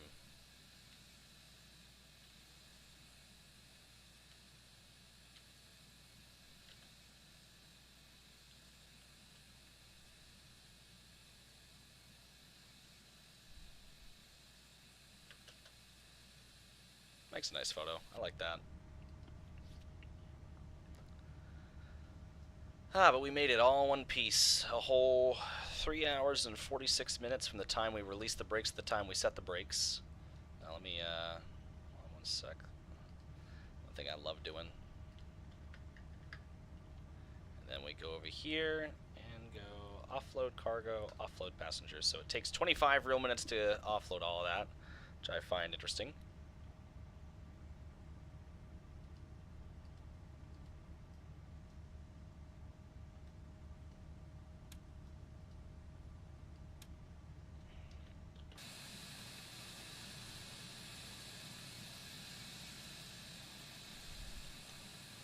It was a good flight. It was a really, really good flight, and I was actually fairly happy with that landing. So, but anyways, it is late. It is 4:49 in the morning. I think I've done enough flying for the day. Do check in tomorrow. We'll probably get that Busch race done for Vegas tomorrow, or well, today I guess. But I do appreciate you all for watching who have watched.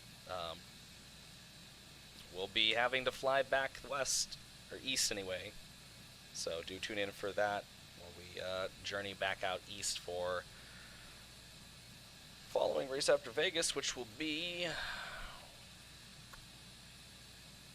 Atlanta. So we'll probably be taking Delta, so might as well as just head straight there. Either that or we can take American to Charlotte, pick up the company plane, and then go to Atlanta so we can start bouncing around, because our company plane's over in Rockingham still. So we can definitely either fly American, US Air. Let's see, Charlotte, that'd be US Air, wouldn't it? Yeah. But regardless, we can talk about that when the time comes. So anyways, guys, appreciate y'all for watching. We'll catch you in the next one. Take it easy.